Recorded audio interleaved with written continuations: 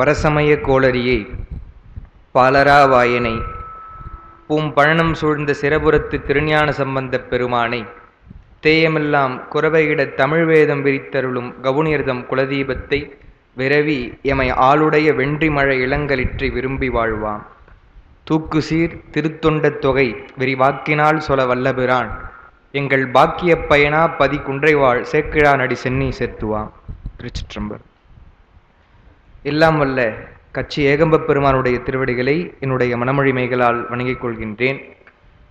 நம்முடைய சிவஞான அருள்நெறி அறக்கட்டளை மூலமாக வாரந்தோறும் திருத்தொண்டர் புராணமாகிய பெரிய புராணத்தை சிந்திப்பதற்கு வாய்ப்பளித்த நம்முடைய அறக்கட்டளை நிறுவனர் ஞானமையா அவர்களே, இந்த ஞான வேள்வியிலே கலந்து கொண்டு சிறப்பிக்கக்கூடிய அடியார் பெருமக்களே, நம்முடைய காஞ்சியினுடைய பழைய மன்றங்களில் ஒன்றாக இருக்கக்கூடிய காஞ்சி சிவனடியார் திருக்கூட்டத்தினுடைய பொருளாளர் சேகரையா அவர்களே, உங்கள் அனைவருக்கும் என்னுடைய பணிவான வணக்கத்தை தெரிவித்து, திருத்தொண்டர் புராணத்திலே பெருமான் சுந்தரமூர்த்தி சுவாமிகளை தடுத்து ஆட்கொண்ட அந்த செய்தியை நாம் பார்த்து வருகிறோம். தடுத்தாட்கொண்ட புராண பாடல்களிலே ஏறத்தாழ 79 பாடல்களும் அந்த ஒரு பதிகமும் நம்ம நிறைவு செய்த நினைவு. சுந்தரரை தடுத்தாட்கொண்ட பின் அவருடைய ஊரான திருநாவலூரை தரிசனம் செய்து பின்பு அவருக்கு முன்ன இருந்த அந்த ஆசிரியர்களுடைய அந்த வழியிலே போக வேண்டும் என்பதற்காக தல யாத்திரை போறார். அப்போ திருத்துறையூர் என்ற அந்த தலம் அங்கே வரும்பொழுது பெருமானிடத்திலே, பெருமானே நீ என்னை தடுத்தாட்கொண்ட, ஆனால் எனக்கு தவநெறி அளிக்க வேண்டும் என்று கேட்கிறார். அந்த பதிகத்தை தான் நம்ம பார்த்தோம். மலையார் அருவி திரள்மாமணி உந்தி என்று பாடக்கூடிய அந்த பாட்டுல 10 பாடலிலும் 11 பாடல்கள் என்று நினைவு, 11 பாடல்களிலும் அவர் அந்த தவநெறியை வேண்டுகிறார்.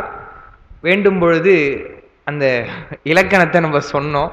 நேற்று கூட பேராசிரியரோடு பேசிக்கொண்டிருந்த பொழுது அந்த கொள்வேன் என்ற இலக்கணத்தை முதல் பாட்டில் நம்ம சொன்னோம் பாருங்க. சென்ற வகுப்பு கொடுத்த குறிப்புல தற்பொருட்டு பொருண்மை விகுதின்னு சொல்லி சொன்னோம். அது புரியல, நான் ஐயாவிடத்துல கேட்டேன் என்று சொல்லி நான் அதை விளக்கணும். அப்புறம் அது பாஷ்யத்துல சிவஞான சுவாமிகள் எழுதுறார்.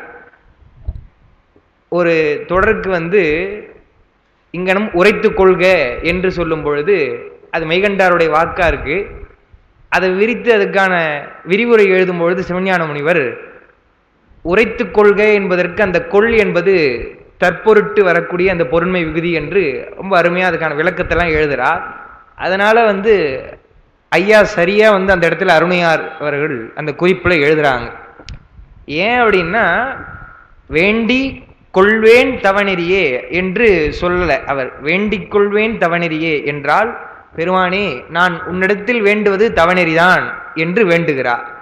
அப்படி சொன்னா என்ன அர்த்தம் என்று சொன்னால், வேற எதுவும் வேணாம் பெருமானே, அந்த தவநெறியைத்தா, உன்னை இடைவிடாது நினைக்கக்கூடிய அந்த தவநெறி எனக்கு தந்தால் அது போதுமானது என்று கேட்கிறார். ஏன் அப்படி கேட்கிறார் நம்ம பார்த்தோம். முன்ன நான் உன்னை நினைக்காம இருந்துட்டேன், ஆனா இப்ப நினைக்கிறேன், அடுத்து மறக்க கூடாது, மறக்காமல் இருப்பதற்கு தவநெறி வேண்டும் என்று. அந்த தவநெறி என்பது என்ன என்று சொன்னால், புலன்கள் வயப்பட்டு போகாமல். புலன்கள் வயப்பட்டு போனா என்ன ஆகும்னு சொன்னா, ஏதோ ஒரு நல்ல காட்சியை பார்க்கலாம், அல்லது வேற ஏதாவது நல்லதா உலகியல்ல சிற்றின்பம் தரக்கூடியவற்றை கேட்கலாம் என்று அப்படி போயிடும். அப்படி இல்லாமல் பெருமானே உன்னையே நான் சிந்தித்திருக்க வேண்டும், இடைவிடாது சிந்திக்கணும்னு சொன்னா அதற்கு தவநெறி தந்தருள வேண்டும் என்று கேட்கிறார். அதனுடைய விளக்கமாகத்தான் இன்று நாம் பார்க்க வேண்டிய 80வது பாட்டு. அந்த தவநெறி என்பதற்கு சேக்கிழார் விளக்கம் கொடுப்பது போல, புலன் ஒன்றும்படி தவத்தில் புரிந்த நெறி கொடுத்து அருள அலர்கொண்ட நறுஞ்சோலை திருத்துறையூர் அமர்ந்தருளும் நிலவும் தன்புணலும் ஒளிர் நீள்சடையோன் திருப்பாத மலர் கொண்டு போற்றி செய்து வந்தித்தார் வன்தொண்டர் என்று சொல்கிறார். பாட்டில் முதல்ல சொல்லும் பொழுது புலன் ஒன்றும்படி என்று சொல்கிறார். புலன்கள் எங்க ஒன்றி போய் அது ஒன்றும் ஒரு விதமா போகும். கண்ணு சொன்னா சொல்லும், நல்ல ஒரு சினிமா போட்டிருக்கிறாங்க பார்க்கலாம்னு சொல்லும். அப்போ மற்ற புலன்கள்லாம் அமைதியாக தானே இருக்கணும். பார்க்கும் பொழுதே அந்த ஒளி கேட்குறீங்க, கேட்டுக்கிட்டே இருக்கிறப்போ கொஞ்சம் ஏதாவது நம்ம சாப்பிட்டுட்டே பார்த்தா நல்லா இருக்கும்னு நாக்கு சொல்லும். இப்படி ஒன்றும் உள்ள இருந்து ஆசையை தூண்டி நம்மளை அந்த புலன்கள் முடுகுவர்ன்றார் அப்பர் அந்த பாட்டு எழுதியிருக்கிறோம். அவங்களே அருளாளர்கள் அப்படி பாடுறாங்க பெரியவங்க. படுகுழி பவ்வத்து அன்ன பண்டிகை பெய்தவற்றால் கெடுவதி மனிதர் வாழ்க்கை காண்டொன்றும் ஏதுகின்றேன்னு சொல்லிட்டு, முடுகுவர் இருந்து உள் ஐவர் 5 பேர் வந்து என்ன ரொம்ப தொல்லை பண்றாங்க என்று சொல்லி அவர் சூளைக்கு பாடினார். உள்ள வயிற்றுக்குள்ள இருந்து துடக்கி முடக்குகிட அப்படின்னு பாடினார். அது மாதிரி இந்த ஐவர்கள் என்ன செய்யறாங்கன்னு சொன்னா அவங்க எல்லாம் மூர்கர்கள்ன்றார். அறிவு இல்லை என்றால் அறிவான செய்திகளையோ அல்லது கேட்பதற்கோ செய்வதற்கோ நமக்கு துணை செய்யாது. பெருமானுடைய அருள் இருந்தால்தான் இதெல்லாம் கேட்க முடியுமே தவிர ஐம்புலன்கள் வந்து திருமுறை படிக்கணும் திருமுறை கேளணும் உங்களுக்கு சொல்லாது என்று சொல்றார். கள்ளப்புலன்கள் காலா மணி விளக்கேன்னு சொல்றார். அப்போ பெருமான் உள்ள வந்தா அது உணர்ந்தால்தான் வந்து அது காலா மணி விளக்காக இருக்குமே தவிர மற்றபடி அது கள்ளப்புலன்கள் தான் அப்படின்னு சொல்லி சொல்றாங்க. நெஞ்சு சொல்ற மாதிரி தான், அதே மாதிரி தான் இந்த ஐம்புலன்களும் இருக்குது. நல்லவற்றுக்கு போக விடாது, இயல்பாகவே அதோடைய இது அப்படிதான் சொல்றாங்க.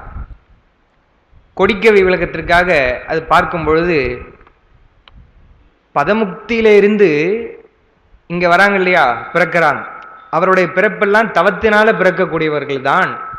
இருந்தாலும் அவர்களுக்கு கூட இந்த உலகத்துல வந்து அந்த மயக்கம் வரும் என்பதற்காகத்தான் வந்து ரொம்ப ஜாக்கிரதையா இருக்கணும்னு சொல்லி சொல்றாங்க என்று அந்த கொடிக்கவனுடைய செய்தியில சொன்னார். அதை இப்போ நேற்று பேசுறதுக்காக எடுக்கும் பொழுது அந்த செய்தி வந்தது. அது மாதிரிதான் இவங்களும் சொல்றாங்க. ஆட்கொண்டுட்டானே பெருமான் தான் என்று இல்லாமல் சுந்தர் பெருமானை தவநெறி வேண்டும் என்று கேட்பதற்கு காரணம் அதெல்லாம் தான். ஏன்னா அவருக்கு முன்னாடி இருந்தவங்க எல்லாமே பாடி இருக்கிறாங்க. ஞான சம்பந்தர் எல்லாம் கூட என்ன சொல்றா, இது மையல் செய்யக்கூடிய உலகம் என்றெல்லாம் பாடுறதுனால அப்படி கேட்கிறாங்க. கேட்ட உடனே பெருமான் கொடுக்கிறார். அந்த நெறியை சொல்லும் பொழுது சொல்றாரு பாருங்க, புரிந்த நெறி கொடுத்தருள. தவத்தில் புரிந்த நெறி, அந்த புரிதல் என்று சொன்னால் பெருமானை இடைவிடாது நினைத்தல். புரிதல்னா தமிழ்ல இடைவிடாது நினைத்தல்னு பொருள். வள்ளுவர் கூட சொல்றாரு இல்லையா, பொருள் சேர் புகழ் புரிந்தார் மாட்டு. அந்த புரிந்தார் என்பது இடைவிடாது நினைத்தல்னு பரிமேலழகர் எழுதுவார். திருவாசகத்தில் சொல்லும் பொழுது புலன்கள் எல்லாம் என்னை மாறி நின்று மயக்கிடுது, அதனால அது வஞ்சப்புலன். எப்படி கள்ளப்புலன்னு சொன்னாரோ அதுபோல வஞ்சப்புலன் என்று மாணிக்க வாசகர் சொல்றார். எனவே அப்படி புலன்கள் வழி செல்லாமல் அதெல்லாம் அடங்குமாறு தவத்தில் புரிந்த நெறி கொடுத்தருள பெருமான் கொடுக்கிறார். இந்த மலையார் அறிவித்திரல் அந்த பதிகத்தை பாடின பின்பு கொடுத்தருள, அலர்கொண்ட நறுஞ்சோலை திருத்துறையூர் அமர்ந்தருளும். அலர்கொண்டன்னா மலர்கள் எல்லாம் நிறைந்திருக்கக்கூடிய துறையூரில் இருக்கக்கூடிய அந்த பெருமான், சோலைகள் சூழ்ந்த துறையூர். ஏன்னா துறை என்பதற்கான விளக்கத்தை பார்த்தோம்.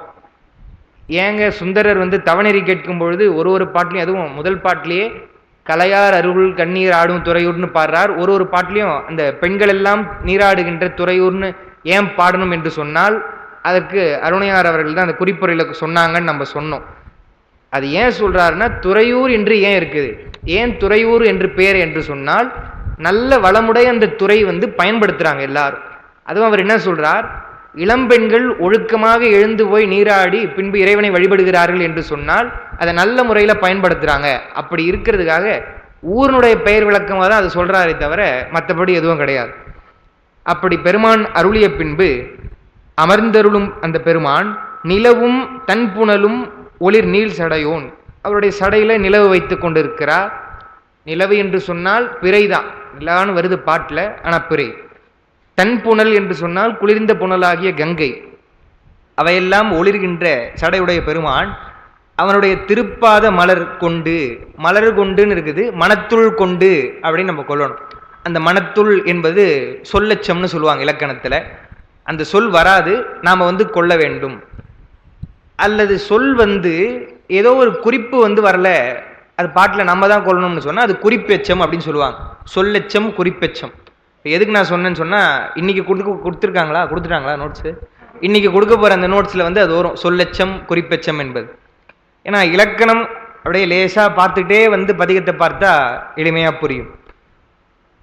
அந்த பெருமானுடைய பாதமலர்களை மனத்துள் கொண்டு போற்றி இசைத்து வந்தித்தார்.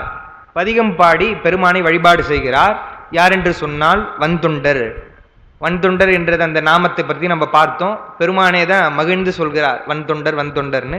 அதனால அதை வந்து சேர்க்கிறாரு சொல்கிறார். குறிப்பில் கொடுத்ததெல்லாம் நம்ம சொல்லிட்டோம். அந்த ஞானசம்பந்தருடைய பாட்டு கொடுத்துருக்கோம். அகனமர்ந்து அன்பினராய் அறுவகை செற்று ஐம்புலனும் அடக்கி ஞான புகழுடையோர். இந்த நெறி தான் இப்போ ஐம்புலன்களை அடக்கி. ஏன்னா சுந்தரருடைய நெறியே யோக மார்க்கம் இல்லையா, சகமார்க்கம்னு சொல்லக்கூடிய யோக நெறி. அதனால புலன்கள் இயல்பாகவே அடக்கிய பின்பு ஞான புகழுடையோர் அவங்களுக்கு பெருமான் எங்க இருக்கிறான்னு சொன்னா, தமது உள்ள புண்டரிகத்து உள்ளிருக்கும் புராணர் கோயில், அவருடைய உள்ளமாகிய தாமரை இதய கமலத்திலே பெருமான் வீற்றிருக்கிறான். அதுதான் சொல்றார், மலர் கொண்டு போற்றி செய்து அவருடைய திருப்பாத மலரை மனத்துளே கொண்டு போற்றி இசைக்கிறார் வன்தொண்டர் என்று சொல்லிட்டான். அடுத்த பாடல் 81வது திருப்பாட்டு. திருத்துறையூர் தன்னை பணிந்து சிவபெருமான் அமர்ந்தருளும் பொருத்தமாம் இடம் பலவும் புக்கு இறைஞ்சி பொற்புலியூர் நிறுத்தனார் திருக்கூத்து தொழுவதற்கு நினைவுற்று வருத்தமிகு காதலினால் வழிகொள்வான் மனங்கொண்டார் என்று சொல்றார். பொற்புலியூர் என்று சொன்னால் பொன்னம்பலம் என்று சொல்லக்கூடிய திருச்சிற்றம்பலம் ஆகிய தில்லையை தரிசனம் செய்ய வேண்டும் என்று எண்ணுகிறார். அது ஒரு முறை எழுதுறாங்க. நம்ம கூட தில்லை அல்லது திருவாரூர் என்பது போன்ற தலங்களை தரிசனம் செய்ய வேண்டும் என்று போறோம்னு சொன்னா, இடையில ஏதாவது சிவாலயம் வருதுன்னு சொன்னா அதையும் தரிசனம் செய்யணும், ஒதுக்கி விடக்கூடாது என்பதற்காக சொல்றாங்க. அப்படி போகும்பொழுது தில்லையை நோக்கி தான் போறார். இடையில இருக்கக்கூடிய தலங்களை எல்லாம் தரிசனம் செய்து தான் போறார். அதனாலதான் சிவபெருமான் அமர்ந்தருளும் பொருத்தமாம் இடம் பலவும், அதை பார்த்துட்டு சிதம்பரத்துக்கு போய் பெருமானை பார்க்கணும் என்று எண்ணுகிறார். நிறுத்தன் என்று சொன்னால் ஆடல் வல்லோன். ஏன்னா பெருமான மாதிரி அந்த கூத்து யாராலையும் ஆட முடியாது என்பதனாலதான் அது தனிப்பெரும் கூத்து அப்படின்னு சொல்லி சொல்றாங்க. ஏன்னா அவரு ஓய்வே இல்லாம ஆடிக்கொண்டு இருக்கிறார்னு சொல்றோம். எப்படி இருக்கிறார் பெருமான்? அவர் அல்லும் பகலுமாய் நின்றார் என்று சொல்லிட்டு நள்ளிருளில் நட்டம் பயின்றாடும் நாதன் என்று சொல்றோம். அப்போ யாராலையாச்சும் இந்த மாதிரி ஆட முடியுமா என்று சொன்னால் முடியாது. எனவே அவர் நிறுத்தன் என்றால் ஆடல் வல்லோனாக இருக்கிறார்.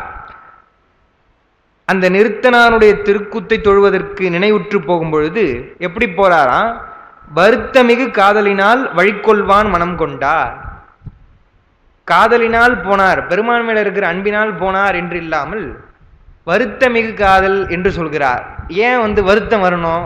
இப்போ பெருமான் எதனா அடிச்சுட்டாரா, தப்பு பண்ணாரா என்று சொன்னால், தொல்காப்பியத்தில் வருத்தம் என்பதற்கு அந்த ஒரு சூத்திரத்தில் வருது. என்னன்னா, மூப்பே பிணியே வருத்தம் மென்மையோடு யாப்புற இளிவரல் நான்கே. இளிவரல் வரக்கூடிய அந்த தன்மை சொல்லும் பொழுது சொல்றாங்க, அதுல உரையில வருத்தம் என்பது எப்ப வரும் என்று சொன்னால் இடுக்கண். அங்க எழுதுறாங்க, வருத்தம் என்பது இடுக்கண், துன்பம். அகுதாவது எளிதின் முடியாமல் அரிதின் முயலும் முயற்சியான் வரும் துன்பம். ஒரு முயற்சி செய்யும் பொழுது எளிமையா முடியாம ரொம்ப ஒரு அரிய முயற்சியா இருக்குதுன்னு சொன்னா அப்ப நமக்கு ஒரு துன்பம் வரும், ஒரு வருத்தம் வரும் அப்படின்னு சொல்லிட்டு சொல்றாங்க. ஒரு பக்கம் எழுதுங்க அப்படின்னு சொல்லி ஆசிரியர் சொல்றாங்கன்னு சொன்னா எழுதிடலாம். ஒரு 50 பக்கம் இருக்குன்னு சொல்லுங்க, 50 பக்கத்தையும் நீங்க எழுதணும் என்று சொன்னாங்கன்னா ஒரு வருத்தம் வருமா வராதா? வரும். எழுத சொன்னா வரும். அப்ப அந்த வருத்தம் என்ன சொன்னா ஒரு அரிய செயலா போகும்பொழுது வருத்தம் வருது.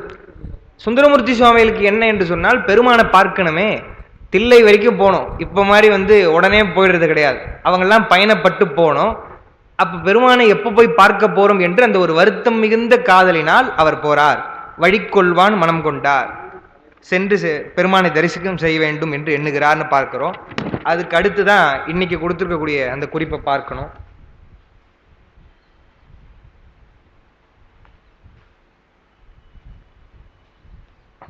பதினாறு 8 என்று போட்டு கொடுத்துருக்கோம்.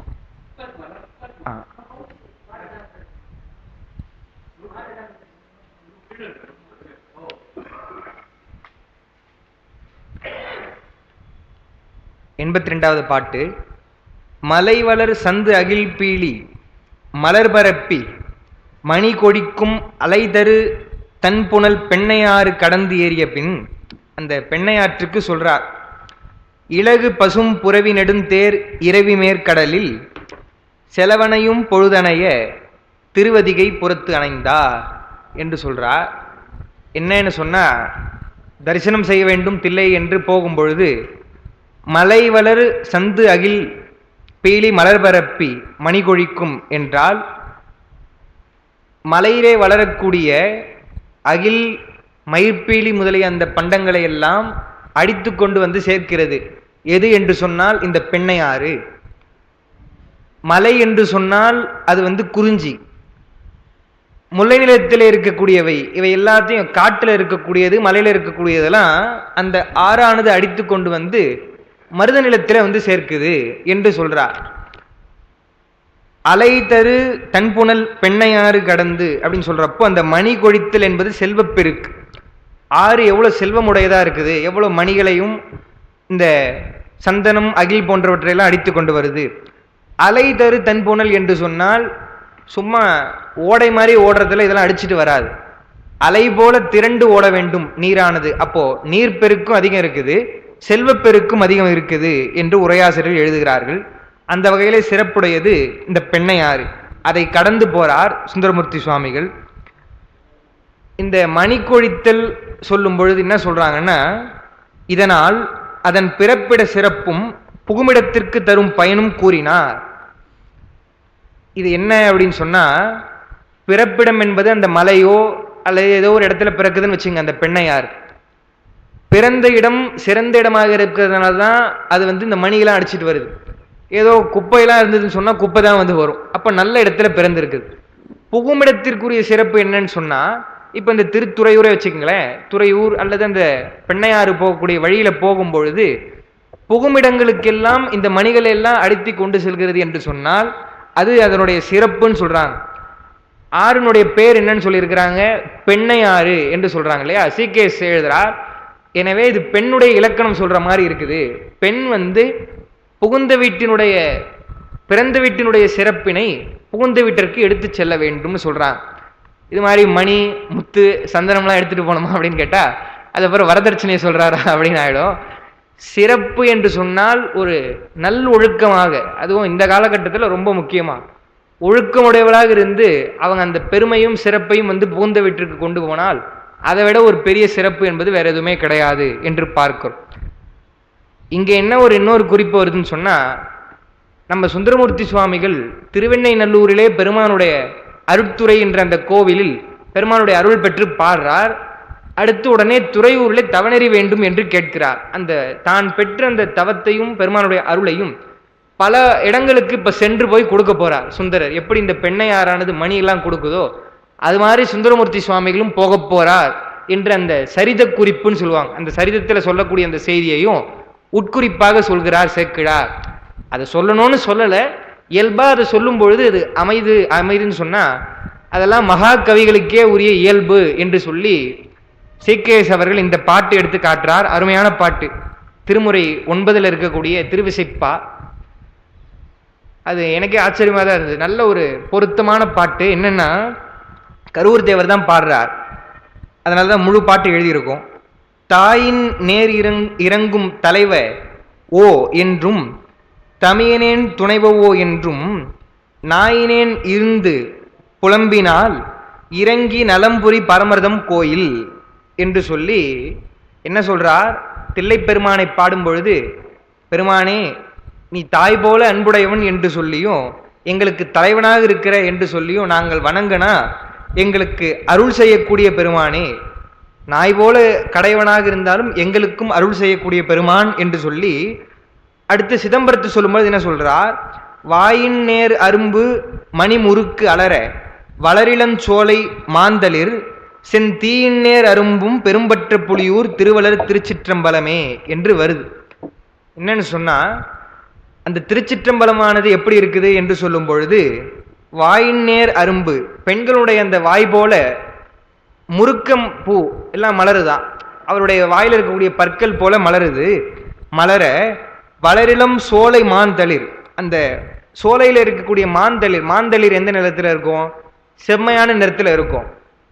அப்புறம்தான் அது வந்து பச்சை நிறத்துக்கு மாறும். அந்த மாந்தளிர் எல்லாம் செந்தீயின் நேர் அரும்பும், செம்மையான அந்த தீ போல செந்நிறமாக மாந்தளிர்கள்லாம் வருதுன்னு சொல்லி அவர் சொல்லிட்டார். என்ன ஒரு குறிப்பு என்று சொன்னால், உட்குறிப்பாக திருச்சிற்றம்பலத்து பெருமான் நாய் போன்ற கலைவனாக இருந்தாலும் நாம் கேட்டா கூட வந்து நமக்காக அருள் செய்து திருநிறம் ஆடுகிறான். அதுபோல அந்த முறுக்க மலர்லாம் வந்து பெண்களுடைய வாய் போல இருக்குது இல்லையா, பெண்களுடைய வாய் போல இருக்கக்கூடிய அந்த முறுக்க மலர் கேட்க பெருமானைப் போல அந்த மாந்தளர்கள் எல்லாம் காட்சியளிக்கின்றன. ஏன்னா பெருமான் சிவனெனும் நாமம் தனக்கே உடைய செம்மேனி அம்மான், சிவனை போன்று அந்த மாந்தளர்கள் காட்சியளிக்கிறது என்று சொல்லி, பெருமான் மட்டும் இல்ல அந்த ஊர்ல இருக்கிற பூ கூட கேட்ட உடனே வந்து அந்த மாந்தளிர் அருள் செய்கிறது என்று சொல்லி சொல்றார் ஒப்புமையால். அது அவங்க அதை சொல்லணும்னு பாடல, இயற்கை வர்ணனையை பாடும் பொழுது அவருடைய பாடல்களில் இயல்பாக அமைந்து விடுகிறது என்று பார்க்கிறோம். கண்டிப்பா. ஆமா.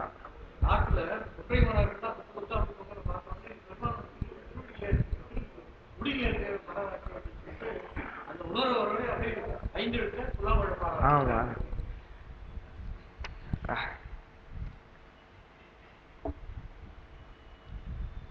ஐயா வந்து ஆனாய நாயனாருடைய அந்த புராணத்தோடு ஒப்பிட்டு சொல்றாங்க, எதுவாக இருந்தாலும் சிவமேயாய் பார்த்தல், அது வந்து ரொம்ப உயர்ந்த நிலைன்றதை பார்க்கிறோம். அதனாலதான் அவங்க ஏதோ என்னப்பா புல்லாங்குழல்ல வாசிச்சா வந்து முக்தி கொடுத்துருவாரா சிவபெருமான்னு சொல்லக்கூடாது. மகாபாரதத்தில் இந்த செய்தி வந்து சொல்லுவாங்க. என்ன சொல்லுவாங்கன்னு சொன்னா, அர்ஜுனன் வந்து லேசா அவனுக்கு ஒரு தற்போதம் இருந்தது, பீமனிடத்துல தன்னுடைய சகோதரனாக இருக்கக்கூடிய பீமனிடத்துல சொல்லும் பொழுது, இது பாசுபதத்துக்காக போகும்பொழுது சிவபூஜை செய்யலன்னு கேட்கிறார், அது ஒரு தனி செய்தி. அப்போ கண்ணன், இன்னைக்கு வேற கோகுலாஷ்டமி இல்லையா, கண்ணன் வந்து சிவோகம் பாவனையில இருக்கிறார், அவர் இருந்து பின்பு அவரை பூசித்து அதை கையில பார்க்கிறார்னா அது செய்தி தனி.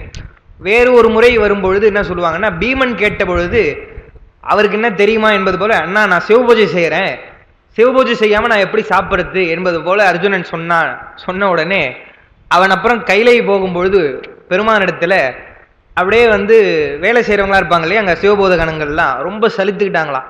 இது யாருன்னே தெரியல, எப்ப பார்த்தாலும் வந்து மலர்களா பெருமானுக்கு அள்ளி கொட்டுறான், அப்படியே நாங்க அதை எடுத்து எடுத்து எடுத்து எடுத்து போடுறதுக்கே சரியா இருக்குது என்று சொல்லி சகித்து கொண்டார்களாம். அவ்வளோ யாருப்பா பூ போட்டு அர்ச்சனை பண்றது இந்த பூமியில என்று சொல்லும் பொழுது இன்னொருத்தர் சொன்னார், அது யாரோ பஞ்சபாண்டவர்கள பீமன் ஒருத்தனா, அவன் தான் வந்து தினமே இப்படி பண்றான் என்று சொன்ன உடனே அர்ஜுனனுக்கு அதிர்ச்சி ஆகிடுச்சு. ஐயோ நம்ம அண்ணா சிவபூஜை பண்றாரா என்று வியந்த உடனே பீமனிடத்துல போய் கேட்டாரா, அண்ணா நீங்க நல்லா சாப்பிடுவீங்க, நல்லா ஆரோக்கியமா இருக்கீங்க, பலசாலி எல்லாம் தெரியுமே தவிர சிவபூஜை பண்றது எனக்கு தெரியாதே என்று கேட்ட பொழுது, அடையம்பா நீ வேற, நான் எங்க சிவபூஜை எல்லாம் பண்றேன், நான் எங்கு சென்றாலும் நல்ல அருமையான மலர்கள் பூத்திருக்கிறதா, ஐயோ இந்த மலர்கள் எல்லாம் பெருமானுக்கு சாத்தினா நல்லா இருக்கணுமே, சிவார்ப்பணம் என்று நான் சொல்லிட்டு போயிடுவேன், அதெல்லாம் பெருமான் ஏத்துக்கிறானா என்று சொல்லி பீமன் சொன்னான் என்று மகாபாரதத்துல புனைக்கதையாக சொல்லுவாங்க. ஏன்னு சொன்னா, சிவபூஜை செய்கிறோம் என்பதனால நாம் உயர்ந்தவர்கள் என்றும் மற்றவருடைய நிலை தெரியாமல் அவர்கள்லாம் தாழ்ந்தவர்கள் என்று நினைக்க கூடாது. பூஜையே செய்யாம அவர்கள் தற்போதம் இல்லாமல் இருக்கிறாங்க, பூஜை செய்தும் வந்து அந்த தற்போதம் வருது என்று சொன்னால் சிவபிரகாசர் மாதிரி நான் விட்டுறேன், யார் உயர்ந்தவர்கள் என்பதை நீங்களே பார்த்துக்கணும் என்று பெருமான் மேல அந்த அன்புதான் பெருமான் கேட்கிறான். அதுதான் இங்க சொல்றார். இயல்பாவே வந்து அந்த ஒரு இயற்கை காட்சி கூட அது என்ன சொல்லுவாங்கன்னா, இலக்கணத்துல இயல்பு நவிர்ச்சின்னு சொல்லுவாங்க. இயல்பா இருப்பது கூட புலவர்களுக்கு அது அமைந்து விடும் என்று சொல்லி அவங்க காட்டுறாங்க. அப்படி இந்த பெண்ணையாறு சிறப்புடைய பெண்ணையாரா இருக்குது, பெண்ணுக்கு இலக்கணமாக இருக்குது, அதனாலதான் பெண்ணையாறு என்று பெயரே அதுக்கு இருக்குது.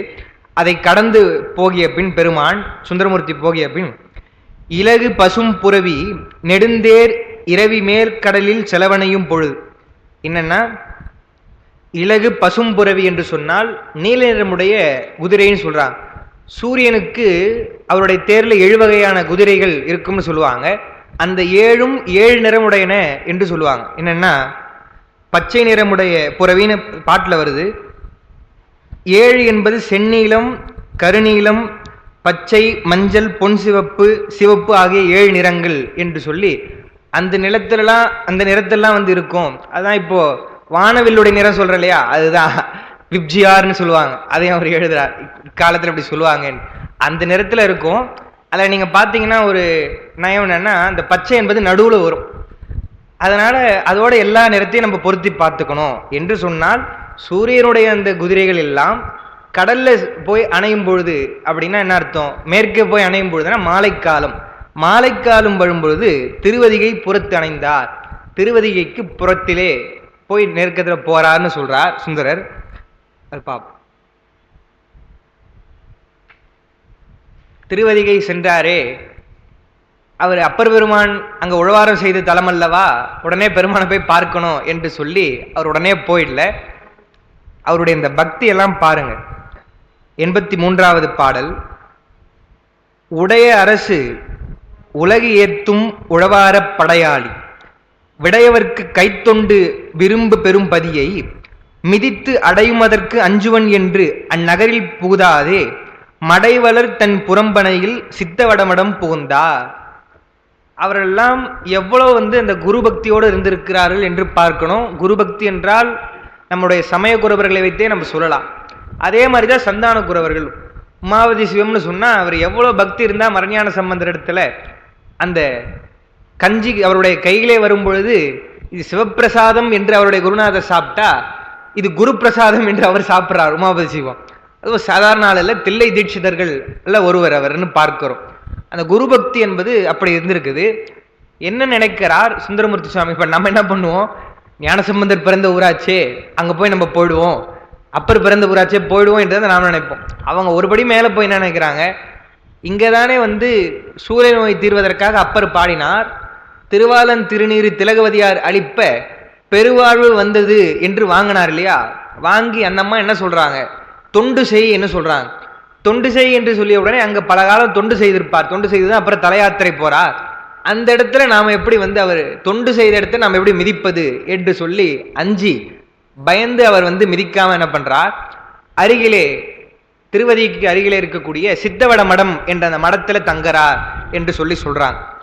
சேக்கிழார் சொல்லும் பொழுது பெரிய புராணத்துல முதல்ல இப்போ திருநாவுக்கரசர் சொல்ல போறார் இல்லையா, அதனால உடைய அரசு என்று சொல்றார். உடைய அரசு என்று சொன்னால் ஆளுடைய அரசு என்று நம்ம கொள்ளணும். ஞானசம்பந்தருக்கு சொல்றார் இல்லையா, ஆளுடைய என்று சொன்னால் என்ன பொருள்னா சேக்கிழார் விளக்கம் தருகிறார். அதாவது யாவர்க்கும் தந்தைதாய் எனும் இவர் இப்படி அளித்தார் என்று ஆவதனால் ஆளுடைய பிள்ளையாராய். சிவன் என்று சொன்னால் சக்தி என்று சொன்னால் எல்லாருக்கும் தான் அம்மா அப்பா அவர். ஆனால் இவர்களுக்கு தான் சிறப்பாக ஞானசம்பந்தருக்கு தான் ஞானப்பால் தந்தா, அப்பர் பெருமானுக்கு தான் சூளை தந்து ஆட்கொண்டு அப்புறம் அவருக்கு திருவடி சூட்டுகிறார், இடபக்குறி சூலக்குறியெல்லாம் பொறிக்கிறார் என்று சொன்னால் அவர்களை சிறப்பாக ஆட்கொள்கிறான் பெருமான். அதனாலதான் நால்வருக்குமே இந்த அடைமொழி உண்டு. ஞானசம்பந்த பெருமான் ஆளுடைய பிள்ளையார். இவரை சொல்லும் பொழுது ஆளுடைய அரசு, நம்முடைய சுந்தரமூர்த்தி சுவாமிகள் ஆளுடைய நம்பி, மாணிக்க வாசகர் ஆளுடைய அடிகள் என்று சொல்லக்கூடிய ஒரு மரபு இருக்கு. இங்க அதான் சொல்றார், உடைய அரசு என்றால் ஆளுடைய அரசு. அவர் யார் என்று அறிமுகப்படுத்தும் பொழுது உலகேத்தும் உழவார படையாளி. அவர் தாண்டகவேந்தர் பதிகங்கள்லாம் பாடினார், எல்லாம் இருக்கட்டும். அவருக்குரிய தனிச்சிறப்பு என்று சொன்னால் உழவார பணி செய்ததுதான். அதைத்தான் நம்ம காஞ்சி புராணத்திலையும் இடையரா பேரன்பும் மழைவாரும் இணைவழியும் சொல்லிட்டு உழவார தின் படையரா திருக்கலமும், அது உழவார தின்னு சொல்லக்கூடாது, உழவார தின் படையரா திருக்கரம்னு சொல்லுவார். ஐயாவும் சொல்லியிருக்கிறாங்க, அது அருணையார் ஐயா சொன்னது. வலிமை முகிந்த அந்த உழவாரப்படையை வைத்து என்ன பண்றார், தொண்டு செய்கிறார், திருக்கோயில்களை செய்கிறார்னு பார்க்கிறோம். அப்படி ஏற்றக்கூடிய உழவாரப்படையாளி விடையவர்க்கு கைத்தொண்டு விரும்பும் பெரும்பதியை, அது பெரும்பதி பெருமை வாய்ந்த பதி, பெருமானுக்கு அவர் தொண்டு செய்த இடம் ஆகையால் பதியை மிதித்து அடையுமதற்கு அஞ்சுவன். நான் அதை போய் காலால மிதிக்கலாமா, அவர் கையால புல்லெல்லாம் பிடுங்கி போட்டிருப்பார், தொண்டு செய்திருப்பார், கையால் அவர் கைத்தொண்டு செய்த இடத்தை என்னுடைய காலால மிதிக்கலாமா என்று சொல்லி மிதிக்கக்கூடாது என்று பயந்து அஞ்சி, குருபக்தியினால் அஞ்சி அந்நகரில் புகுதாதே மடை வளர் தன் புறம்பனையில் சித்த மடம் புகுந்தா. மடை வளர் தன் புறம் என்று சொன்னால் இந்த மடையில நீர் போகுது இல்லையா, அப்படிலாம் போகி சோலையாக வயலாக உருவாகிய அது சோலைகள் சூழ்ந்த சித்தவடமடம் என்ற அந்த ஒரு இடத்திற்கு மடத்திற்கு எழுந்தருளுகிறார். இந்த சித்தவட மடம் என்பது திருவதிகைக்கு வடமேற்கில் உள்ளதொரு பழமையான பொது திருமடம்னு சொல்றாங்க. அது யார் வேணா போய் தங்கலாம். இது மாதிரி சிவனடியார்களாக இருக்கக்கூடியவர்களாக தங்கக்கூடிய ஒரு மடம் என்று பொது மடம், இவங்க தான் தங்கணும் என்று இல்லாமல் இருக்கக்கூடியதுன்னு சொல்றாங்க.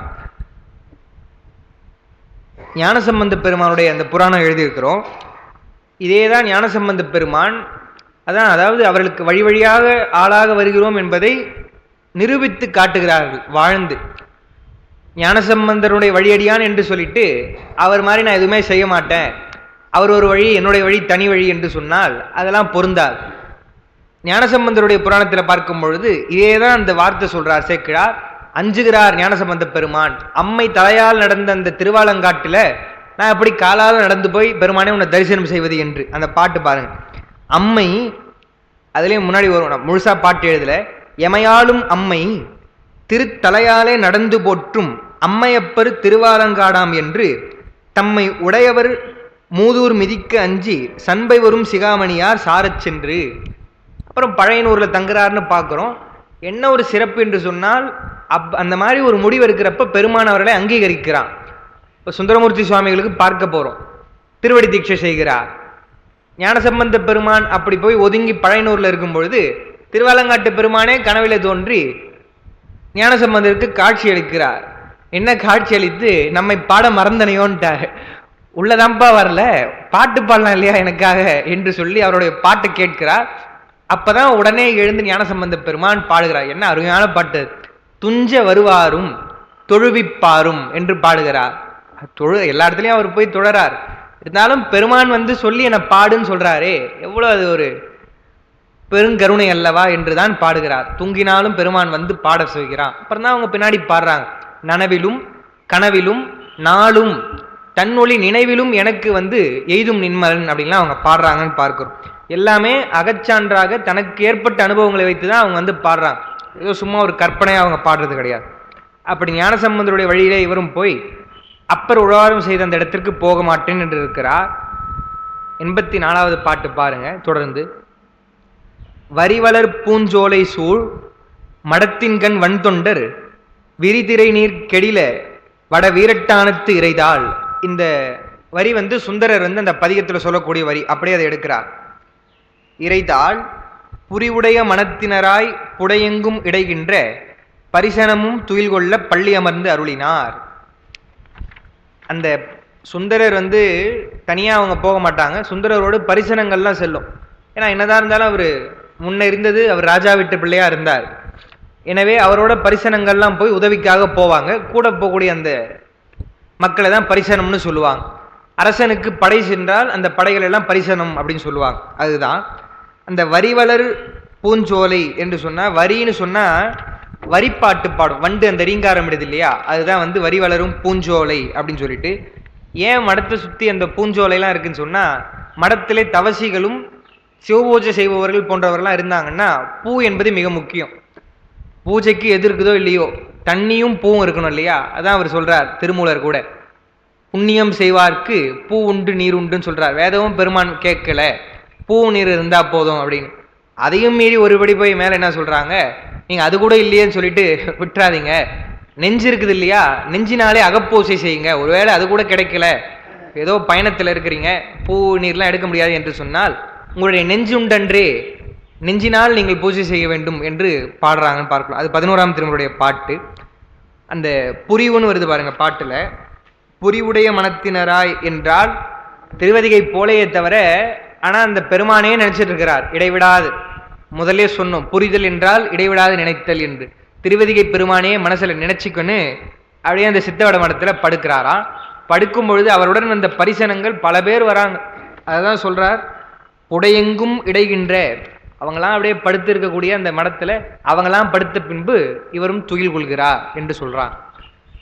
இப்போ அது கண்டு இருக்கு இல்லையா, எதை கண்டு என்றால் சுந்தரர் தன்னையே நினைத்து கொண்டிருக்கிறார் என்பதை கண்டு நம்முடைய திருவதிகை பெருமான் அது கண்டு வீரட்டத்து அமர்ந்தருளும் அங்கனரும். அந்த அம்கன் என்பதை நம்ம முதலே விளக்கிற ஞாபகம். அழகிய கண்கள் என்று சொன்னால் கருணையுடைய கண்கள், நல்ல மை பூசி அழகா இருக்கிற கண்கள் என்று அர்த்தம் கிடையாது. கண்ணுக்கு அணிகலன் கண்ணோட்டம்னு சொன்னார் வள்ளுவர். இரக்கத்தோட பார்க்கணும், கருணை உள்ளம் இருக்கணும்னு சொன்னா உலக உயிர்களே அப்படின்னா பெருமான் பெருங்கருணையாளன் இல்லையா, அதனால அவர் அங்கனர்னு சொல்றான். அம்கண் என்பதுதான் அங்கன்னு வரும். அங்கனரும் முதுவடிவின் மறையவராய் முன்னொருவர் அறியாமே பொது மடத்தினுள் புகுந்து பூந்தாரான் திருமுடி மேல் பதும மலத்தால் வைத்து பள்ளி கொள்வார் போல் பயின்றார். அது வந்து பொதுமடம் இல்லையா, அதனால நீங்க யாருப்பா நீங்க வந்தது என்றெல்லாம் கேட்க மாட்டாங்க. அதனால நம்ம சிவபெருமான் ஈஸியா வந்துட்டாராம். அடுத்து சொல்லும் பொழுது முதுவடிவின் மறையவராய், அவருக்கு ரொம்ப அது பழக்கப்பட்டு போச்சு போல இருக்கு. இப்பதான் வந்து அவருக்கு சுந்தரருடைய திருமணத்தில் வரும்பொழுது மறைவரா வந்தார், வயசான மறைவரா. அதே மாதிரி இங்கே வராரா. முன்னொருவர் என்று சொன்னால் எவ்வளவு பரிசனங்கள் இருக்கிறாங்க அவரை சுத்தி. படுத்துட்டாலும் யாருன்னா ஒருத்தர் வந்தா தெரியும் இல்லையா? யாருக்குமே தெரியாம ஏதோ ஒரு மூன்றாவது ஆள் வந்து படுத்துட்டு இருக்கிறார் மடத்துல. வந்து என்ன பண்றா, சும்மா படுத்தா பரவாயில்ல, பூந்தாரான் என்று சொன்னால் பூன்னு வருது. பூ என்றாலே வந்து தாமரை பூ தான் குறிக்கும். தாமரை பூவினால் ஆகிய மாலைகள் எல்லாம் அணிந்த அப்படின்னா இப்ப தூங்கும் பொழுது அவர் அணிந்து கொண்டிருக்கிறாரான்னு கேட்கக்கூடாது. பெரும்பாலும் அவர் மாலையோட தான் இருப்பார். ஏன்னா சுந்தரரே பாடும் பொழுது அதை நம்ம எழுதியிருக்கோம் அந்த பாட்டு. அல்லியன் தாமரைத்தார் ஆரூரன்னு பாடுறார். எப்பயுமே மாலையோட அவர் இருக்கிறார்னு பார்க்கிறோம். அவர் இளமையா இருக்கிறார், இளைஞரா வந்தார் இல்லையா? அது இல்லாம நல்ல ஒரு ஆடையிலையும் தவக்கோலம் பெற்ற பின்பு அப்புறம் மனக்கோலத்தில் வேற அவர் இருக்க போறார். அப்படிலாம் இருக்கிறதுனால ரொம்ப மாலை அணிந்து பார்ப்பதற்கே இதா இருப்பார் சுந்தரர். அதான் சொல்றான் பூந்தாரான். அப்படிப்பட்ட சுந்தரருடைய திருமுடி மேல், அவருடைய இந்த திருமுடி மேல் பதும மலர்த்தால் வைத்து, தாமரை போன்ற தன்னுடைய திருவடியை வைத்து பள்ளி கொள்வார் போல் பயின்றார். அப்படியே தூங்குறவர் போல தூங்கிட்டு இருக்கிறாராம். அந்த போல் என்பது ரொம்ப முக்கியம். பெருமான் வந்து தூங்கிடல. இப்பதான் சொன்னோம், நள்ளிருளில் நட்டம் பயின்றாடும் நாதனே. அதுக்கு சித்தியார்ல ஒரு அருமையான பாட்டு. அது போகியா இருந்து உயிர்க்கு போகத்தை புரிந்தர் ஓரார்னு வரும். அது போக வடிவம், யோக வடிவம், வேக வடிவம்னு வரும்பொழுது பெருமான் எல்லாமே உயிரல் பொருட்டு தான் செய்யறான்னு சொல்றப்போ எப்படி சொல்லுவார் சித்தியார்லன்னா, வேகியானார் போல் செய்த வினையினை ஓட்டல் ஓரார்.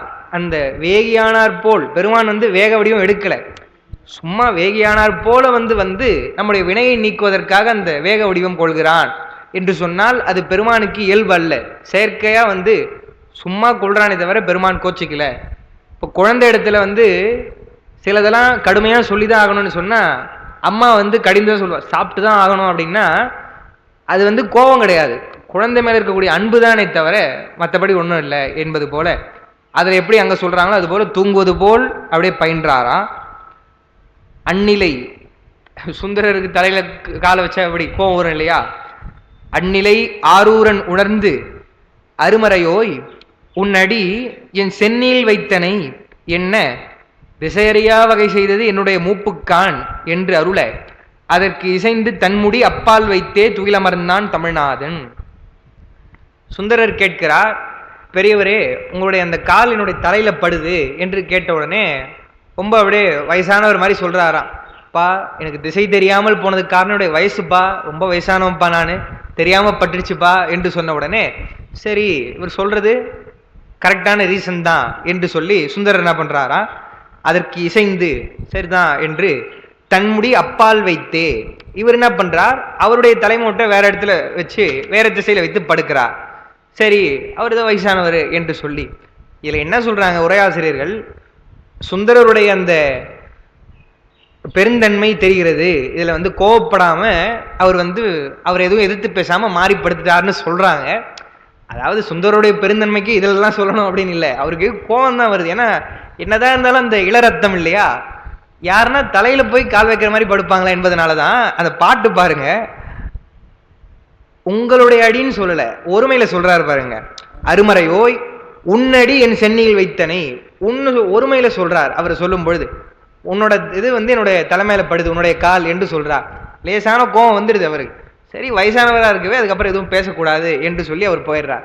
ஏன்னா வன் தொண்டருக்கு அப்புறம் இப்படி பேசலன்னா என்ன வன் தொண்டர், அதனால இந்த இடத்துல நம்ம அந்த அமைதி சொல்ல வேண்டியது கிடையாது. சொல்லிட்டு தமிழ்நாதன் சொல்றாரு பாருங்க. முதல்ல சொல்லும் பொழுது உயர் நாவலர் தனிநாதன் அப்படின்னு சொல்லி சொன்னார் சுந்தரர். அதுபோல தமிழ்நாதன் எப்படி ஞான சம்பந்தர்லாம் தமிழ் ஞான சம்பந்தன்றாங்களோ அதுபோல தமிழ்நாதனாக இருக்கிறார் சுந்தரர் என்று சொல்றார். சரி என்று அந்த வார்த்தையை கேட்டு அவர் வேறு திசையிலே தலை வைத்து படுக்க அங்கும் அவன் திருமுடி மேல் மீண்டும் அவர் தாழ் நீட்ட வரும் இல்லையா அவருக்கு. போய் மறுபடியும் போய் என்ன பண்றார், அங்கே அவருடைய தலையில தன்னுடைய கால் படுமாறு தாழ் நீட்ட செங்கையல் பாய் தடம் புடைசூழ் திருநாவலூராளி இங்கு என்னை பலகாலும் மிதித்தனை நீர் யார் என்ன, நீர் இல்லை நீ யார் என்ன, கங்கை சடை கறந்தபிரான் அறிந்திலையோ எனக் கறந்தான். பெருமான் எதுவும் பேசல அதிகமா. என்ன சொல்றார், நீ யாரு என்று கேட்ட உடனே, என்னப்பா என்ன தெரியலையா என்று சொல்லி, இன்னும் என்ன நீ தெரிஞ்சுக்கலையா என்று சொல்லி மறைந்து விடுகிறான் பெருமான். சேக்கிழார் இங்க சுந்தரர் சொல்றப்போ மேல பாட்டிலையும் பாருங்க, அந்நிலை ஆரூரன்னு சொல்றார், சுந்தரர் ஒருமையில சொல்றார். அதாவது சுந்தரர் பெருமான ஒருமையில சொல்றார், அந்த இடத்த சேக்கிழார் சொல்லும் பொழுது சுந்தரர் ஒருமையில சொல்றார்.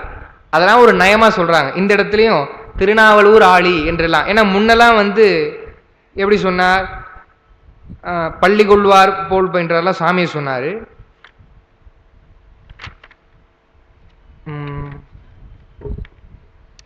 ரெண்டு மூணு இடம் சொல்றாங்க, உரையாசிரியர் காமிச்சாங்க, அதை நான் குறிக்கல. என்னன்னா மரியாதையா பன்மையில சொல்லும் பொழுது பெருமானை எப்படி சொல்ற இடம்லாம் வரும்பொழுது சுந்தரரையும் அப்படி சொல்றார் சேக்கிழார் என்று பார்க்கிறோம். மடம் புகுந்தார், செலவணைந்தார். அங்க போகும்பொழுது செலவணைந்தார்னு சொன்னார். இங்க மடம் புகுந்தார்லாம் சொன்னவர் இங்க ஆரூரன் அப்படின்னு சொல்லிட்டு தனியா சொல்றார். துயிலமர்ந்தான் ஆரூரன் என்று சொல்லி சொல்றார். அதெல்லாம் சேக்கிழாருக்கே உரிய ஒரு புலவர்கள் உரையாசிரியர்கள் நயம் சொல்றாங்க. அது இதெல்லாம் இந்த மாதிரி சொல்லலாம், இந்த நயம்லாம் சொல்லலாம். வேறு வகையில புதுசு புதுசாக தான் சொல்லக்கூடாது, பொருந்தாத மாதிரி. அடுத்து பாருங்க, அப்படி இருக்கும் பொழுது அவருக்கு என்ன கோவம் யாருப்பான உடனே பெருமான் மறைந்து விடுகிறார் இல்லையா. அந்த பலகாலம் என்று சொன்னால் தமிழ்ல ஒருமை இருமை பன்மைன்னு கிடையாது, ஒருமை பன்மை தான் தமிழ் இலக்கணத்துல. அதனால ஒன்றல்லன எல்லாம் பல என்னும் தமிழ் இலக்கண வழக்கு பற்றி பலகாலும் மிதித்தனைன்னு சொன்னார். 2 முறை தானேங்க தலையில கால வச்சாரு, பலகாலும் என்று சொன்னா இலக்கண முறையும் அது. இன்னொன்னு 2 முறை மிதிச்சதுக்கே ஏன்பா என்ன ரொம்ப இப்படி தலையில காலை வைக்கிற என்று சொல்லி கோவப்பட்டு கேட்கிறார்னு பார்க்கிறோம். கங்கையை பெருமான் சடையிலே கறந்த விரான் என்று வருது. அதையெல்லாம் அருளாளர்கள் பாடுறாங்க. கருத்தனாகி கங்கையாலை கமிழ்சடை மேல் கறந்தாய் ஞானசம்பந்த பெருமான். அப்பர் பாடும்பொழுது கங்கையை செஞ்சடை மேல் கறந்தார் போலும் என்று பாடுறார். எதுக்கு பாடுறாங்கன்னு சொன்னா, கங்கையானவள் என்னதான் இருந்தாலும் நம்ம உலகத்திற்கு அந்த வேகத்துல வந்திருந்தா தாங்கி இருக்காது என்றெல்லாம் பெருமான் பெருங்கருணையாக இருந்தாலும் அவங்க நயமா பாடும் பொழுது, கங்கை என்பவள் ஒரு பெண், அந்த பெண் தான் உருமாறி ஆறாக வரும் பொழுது நீ சடையில வச்சிருக்கிற இல்லையா, அது ஏன் தெரியாத மாதிரி வச்சிருக்க என்று சொன்னால், உன்னுடைய உடம்புல ஒரு பாதி உமையமல் இருக்கிறா, அப்போ அவளுக்கு தெரிஞ்சதுன்னா சண்டை போடுவா இல்லையா, எனவே நீ சடையிலே மறைத்து வைத்திருக்கிற பெருமானேன்னு சொல்றாங்க. இன்னொன்னு என்னன்னு சொன்னா, பெருமானுடைய சடை என்றால் அப்படியே சடை முழுக்க நினைஞ்சு போய் கங்கையை தாங்கி கொண்டிருப்பாருன்னா கிடையாது. சடையில கங்கை இருப்பதே யாருக்கும் தெரியாது. ஏன்னா அவர் ஒரு மயிரிழையில் தான் அதை அப்படியே வச்சிருக்கிறார். பெருமானுடைய அந்த சடைக்கு கங்கை என்பது ஒரு துளி போல தான். அதனால முழுக்க இருக்குது, நம்மளுடைய டேங்க்ல இருக்க மாதிரி இருக்குது, ஃபுல்லா இருக்குதுன்னு நினைச்சக்கூடாது. சும்மா ஒரு துளி, அவ்வளவுதான். அதான் பெருமானுடைய அந்த ஆற்றல். அதனாலதான் கங்கையை மறைத்து வைத்தார்னு சொல்றாங்க. அப்படி கங்கையை மறைத்த பெருமான் என்ன தெரியலையாப்பான்னு சொல்லிட்டு அவர் மறைஞ்சு போயிட்டார்.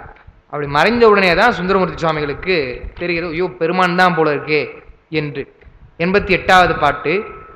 செம்மாந்து இங்கு யான் அறியாது என் செய்தேன் என தெளிந்து தம்மானே அறியாத சாதியார் உளரே என்று அம்மானை திருவதியை வீரட்டானத்து அமர்ந்த கைம்மாவின் உரியானை கடல் பணிந்து பாடினார்.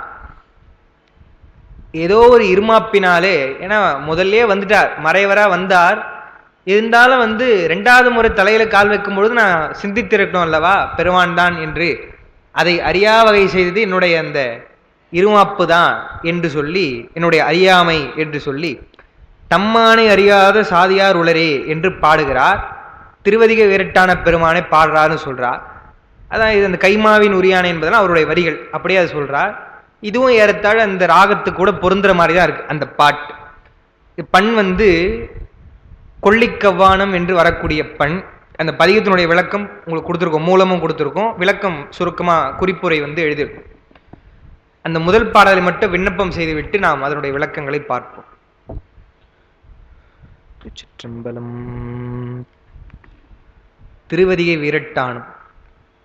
தம்மானை அறியாத சாதியார் உளரே சடை மேற்கொள் பிறையானை விடைமேற்கொள் விகிர்தல் கைமாவின் உரியானை கரிகாட்டில் ஆடல் உடையானை விடையானை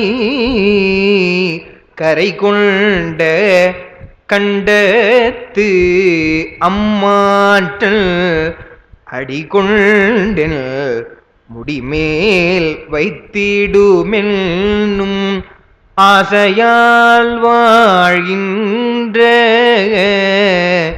அறிவிலா நாயேன் எம்மாணி எரிகெடில படவீரட்டானத்து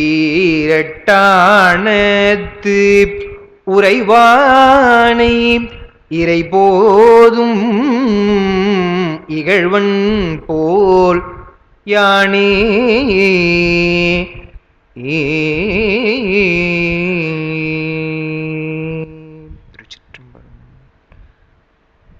இந்த பதிகத்தினுடைய ஒரு அமைப்பே பண்ணும் எப்படி ஒன்னா அமைதுன்றதுக்கு ஏற்ப ஒரு உருக்கமான முறையிலே அமைகிறது. மற்றபடி அதனுடைய ராகம் என்ன செய்யன்றதுலாம் நமக்கு தெரியாது. கொள்ளிக்கவானம் என்பது இயல்பா வருது. எல்லாம் இப்போ தில்லைவாழ் அந்தனர் இருக்கு இல்லையா, அது மாதிரி இயல்பா வரும்பொழுது பெருமான் அறிந்திலையோ என கேட்டு மறைந்துட்டார். அப்ப இந்த பந்துவராளி மாதிரி பாட முடியாது இல்லையா. சும்மா ஒரு பின்னோட்டத்துல பார்க்கணும்னு சொன்னா, என்ன புண்ணியம் செய்தனை நெஞ்சமே, இந்த நட்டராகம்லாம் அந்த மாதிரிலாம் பாட முடியாம ஒரு உருக்கம் அழுதுருப்பார் இல்லையா. பெருமானே தெரியலையோன்னு சொல்லிட்டு போயிட்டேன், ரெண்டாவது முறையும் ஒன்று நான் தெரியாம போயிடுச்சே என்று சொல்லும் பொழுது அப்படியே பொறுமையா அந்த பன்முறை வருது.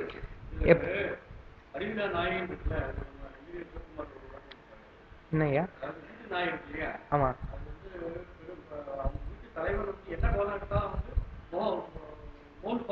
ஆமா ஆமா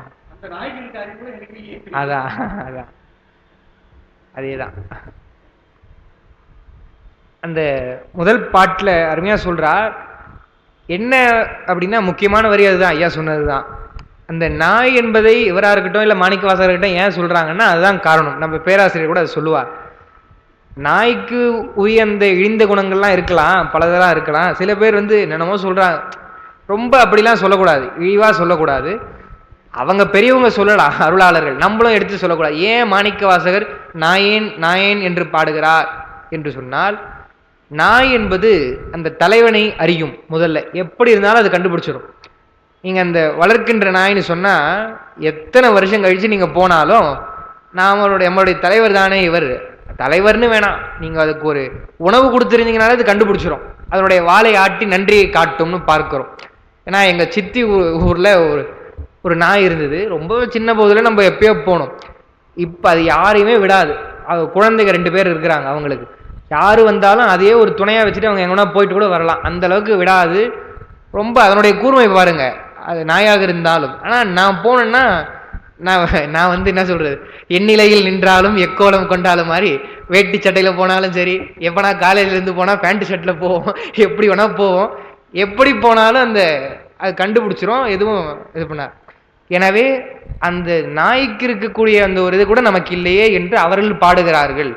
சரியா, சுந்தரர் தான் சொல்லிட்டாரேன்ட்டு நம்ம அவங்கள அப்படி நினைச்சிக்க கூடாது, அவங்க அப்படி பாடுறாங்க. அதேதான் மாணிக்க வாசகரும். அவர் வரும்பொழுது அவரை விட்டுட்டு நம்ம என்ன பண்றோம், இப்படி வந்துட்டோமே மறுபடியும் என்று சொல்லிதான் அவர் பாடுறாரு அப்படின்னு பார்க்கும். தம்மானை அறியாத சாதியார் உளரே, எந்த ஒரு இயல்பினை உடைய அந்த குறிப்பு பாருங்க. சாதி என்று சொன்னால் அது இயல்பு. தன்னுடைய தலைவனை அறியாத இயல்புடையவர்கள் யாருன்னா இருப்பாங்களா? இப்போ தலைவன் சொன்னா மன்னன் வச்சுக்கங்களேன், ஒரு மன்னனையோ தனக்குரிய தலைவன் என்று யாரோ ஒருத்தர் இருக்காங்கன்னா அவரை பத்தி தெரியாம இயல்புடையவங்க யாருன்னா இருப்பாங்களா என்று சொன்னால் இருக்க மாட்டாங்க. அதுதான் சாதி என்பது, மற்றபடி வேற எதையும் அவர் சொல்ல.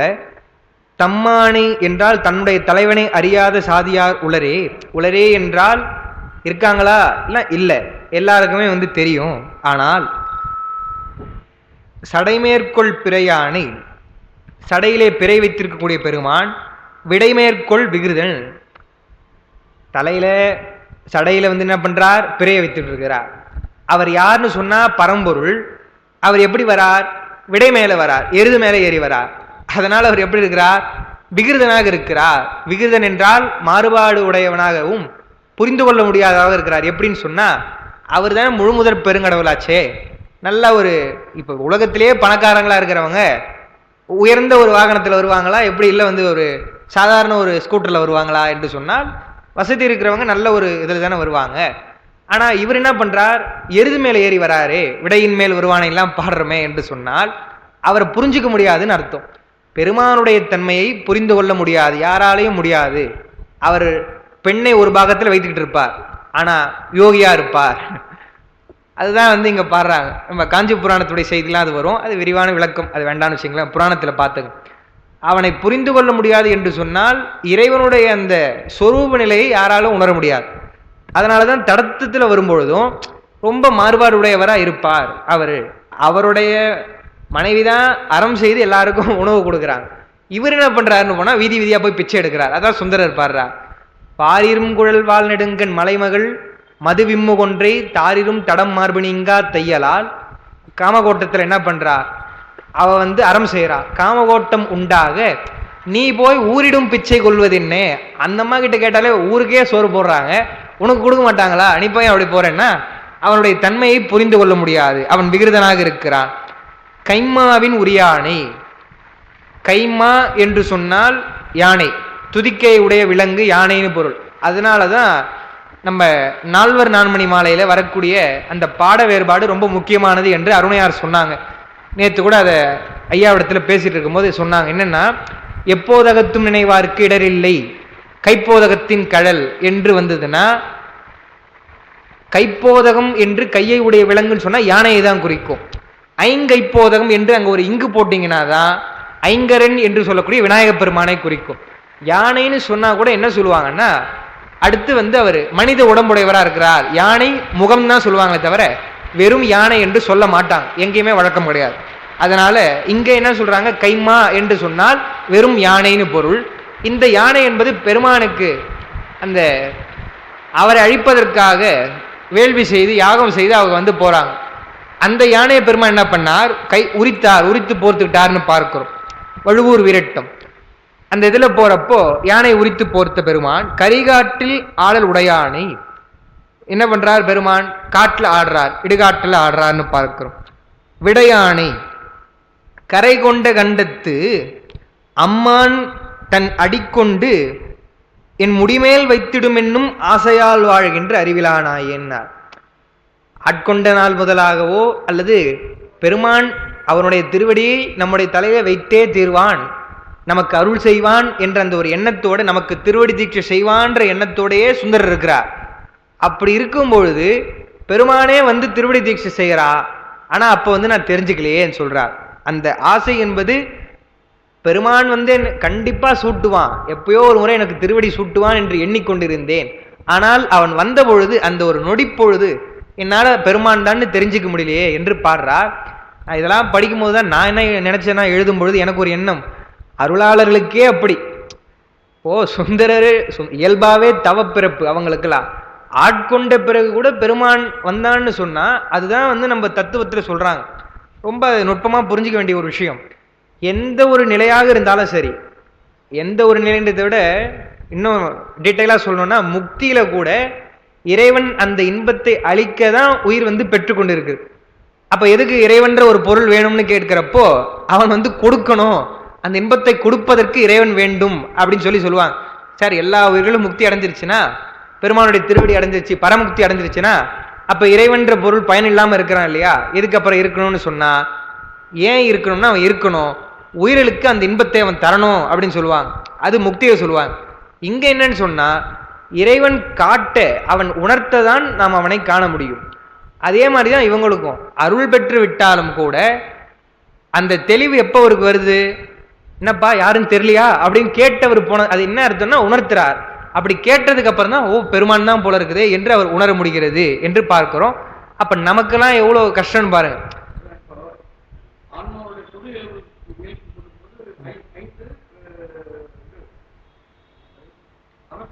ஆமா, ஐந்தவத்தைப்படுவது ஆன்மாவுக்கு ஆமா ஆமா சிறப்பியல் தான் சார்ந்ததை மன்னம் அப்படின்னு சொல்லிட்டு பெருமானாகவும் மலத்தை சார்ந்த மலமாகும்.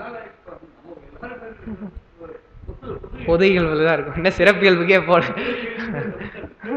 அதான்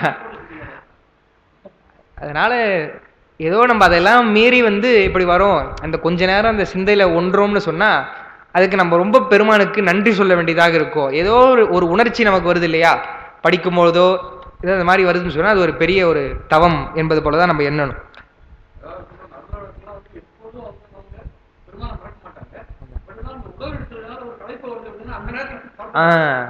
அது போலதான் அவர்களுக்கு பெருமானை எண்ணிதான் அவர் இருக்கிறார், எல்லாம் படுத்து கொண்டிருக்கிறார். இருந்தாலும் அவர் வரும் பொழுது பெருமான் உணர்த்தத்தான் உணர முடியும் என்பதற்காகத்தான். அப்படி உன்னுடைய திருவடியை என்னுடைய முடியிலே சூட்டுவாயா என்று இருந்தேன் பெருமானே. அதை எப்படி சொல்றார், எம்மான்றன் அடி முடிமேல் வைத்திடும்னு சொல்லாம அடி கொண்டு என் முடிமேல் வைத்திடும்னு சொல்றாரு இல்லையா. அந்த கொண்டுன்னா என்ன அர்த்தம்னா, கண்டிப்பா என்னுடைய தலையில நீ வைத்திருவே என்று நான் இருந்தேன் பெருமானே. ஆனால் இப்ப என்ன பண்ண, எம்மானை எரிகடில வடவீரட்டானத்து உறைவானைன்னா, அந்த எரிகடிலம் என்றால் கெடில இதுல அடித்து கொண்டு வருது, அப்படி வரக்கூடிய கெடில வீரட்டானத்து பெருமானை அங்க உறைவானை இறைபோதும் இகழ்வன் போல் யானே, அவன் வந்த பொழுது அந்த நொடி பொழுது நான் இகழ்ந்து விட்டேனே என்று சொல்றார். போலும் என்பதுதான் போல் அப்படின்னு வருது, யானே அப்படின்னு சொல்றா. நம்ம என்ன பண்ணணும், ரெண்டாவது பாட்டு பாருங்க. ரெண்டாவது பாட்டுல எண்ணே என்று இருக்குது இல்லையா, அதை நான் உங்களுக்கு குறிப்பில் எழுதியிருப்பேன். எண்ணே என்று இரண்டாம் பாட்டினுள் வரும் சொல் எல்லா திருப்பாடலிலும் ஏயும். அருணையாரையாவோட உரை, அது இலக்கணம் தான். என்னன்னா, ரெண்டாவது பாட்டில் வர அந்த எண்ணெய் என்பதை எல்லா பாட்டிலையும் நம்ம சொல்லணும். எப்படி சொல்லணும்னு சொன்னா, எண்ணெய் என்பது என் மடமை இருந்தவாறு, எப்படி நான் அறிவு இல்லாம இருந்துட்டேன் பெருமானை, அறியாமல் இருந்துட்டேன்.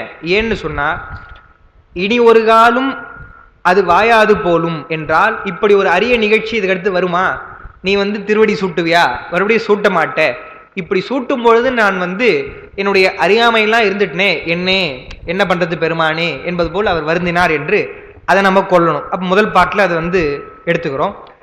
இரண்டாவது பாட்டு பாருங்க, மற்றபடி எதுவும் குறிப்பில் நம்ம எழுதல, அதை சொல்லிட்டோம். இரண்டாவது பாடல், முன்னே எம் பெருமானை மறந்து என்கொள் மறவாது ஒழிந்து என்கொள் மறவாத சிந்தையால் வாழ்வேன். என்ன சொல்றாருன்னா, குழப்புற மாதிரி, முன்ன மறந்தா என்ன மறக்காட்டின்னு சொல்லிட்டு அடுத்து மறவாதே சிந்தையால் வாழ்வேன் என்றா என்னன்னா, ஒண்ணு இல்லை, நம்ம பித்தாபெரி சூடி விளக்கத்துக்கு நம்ம பார்த்தோம்னா தெரியும். பெருமான் எப்பயுமே அப்படிதான். இப்போ மகா சன்னிதானமா இருக்கிறாங்க, இல்லை துறவு எடுக்கிறாங்கன்னு சொன்னா, துறவுக்கு முன்னாடி இருக்கிற வாழ்க்கைன்றது அது ஒன்று, துறவுக்கு அப்புறம் இருக்கிற வாழ்க்கை தான் அருள் வாழ்க்கை, தவ வாழ்க்கை. அதனாலதான் அவங்களுக்கு பேரே மாத்திடுறாங்க, பேரே இருக்கக்கூடாது, தீட்சா நாமம் என்று சொல்லி தீட்சைக்கு பின்பு ஒரு பெயர் கொடுத்துட்றாங்கன்னு பார்க்கிறோம். அதுபோல பெருமானே, முன்னே எம் பெருமானை மறந்து என்கொள் மறவாது இருந்து என்கொள், நான் உன்னை நினைச்சாலும் சரி நினைக்காட்டி இருந்தாலும் சரி, அது உன்னை ஆட்கொள்றதுக்கு முன்னாடி பிரச்சனை இல்லை பெருமானே. ஆனா இப்போ மறவாத சிந்தையால் வாழ்வேன். வெண்ணைநல்லூர்ல நான் என்ன பாடுறேன், மறவாதே நினைக்கின்றேன் மனத்துன்னை, இனி எத்தால் உன்னை மறவாமல் நினைக்கின்றேன்னு சொல்லிட்டேன். ஆனா இப்ப மறந்துட்டனே, நீ நேர்ல வந்தப்பே நான் புரிஞ்சுக்கல என்று சொல்லி வருந்துகிறா. அதாவது இதுதான் என்ன சொல்லுவாங்கன்னா, நம்ம ஐயா கூட வேற மாதிரி சொல்லுவாங்க, நம்ம நிலைக்கு ஏற்ற மாதிரி டைல்யூட் பண்ணி சொல்லணும்னு சொன்னா, இறைவன் இருக்கிறானா இல்லையான்னு சொல்றது ஒரு தனி கதை.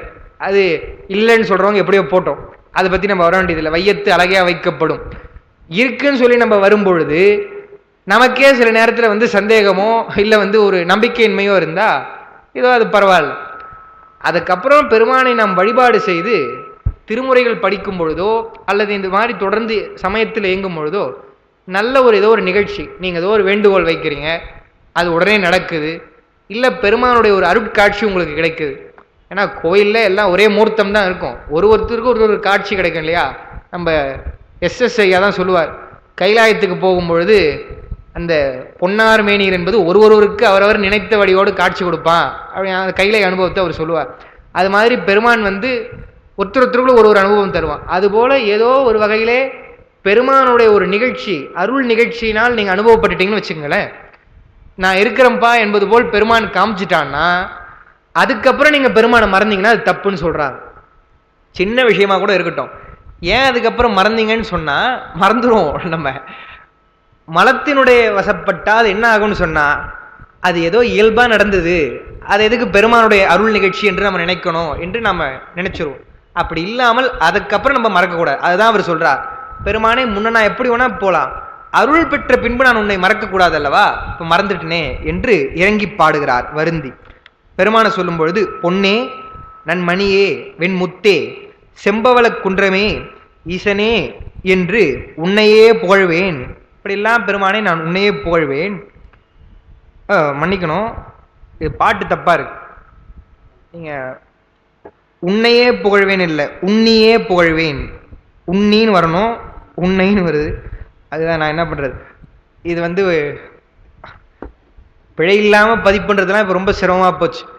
உன்னையே புகழ்வேன்னு சொல்ல அவர், உன்னை நான் எப்படி நினைக்கிறேன் என்றால் முத்து பவளம் என்றெல்லாம் உன்னை உண்ணி அப்படி நினைத்து, உண்ணுதல்னு சொன்னா தமிழ்ல நினைத்து, நினைத்தே நான் உன்னை புகழ்வேன் என்று சொல்லி, அண்ணே அம்மா மாதிரி இருக்கிற பெருமானே, எனக்கு பால் நினைந்தூட்டும் தாயினும் போல, அண்ணே என் அத்தா என் என்று அமரரால் அமரப்படுவானே. அமரர்கள்லாம் என்ன பண்றாங்கன்னு சொன்னா, தாய் போலும் தந்தையாவும் இருக்கிற பெருமானை என்று உன்னை வழிபாடு செய்கிறார்கள்.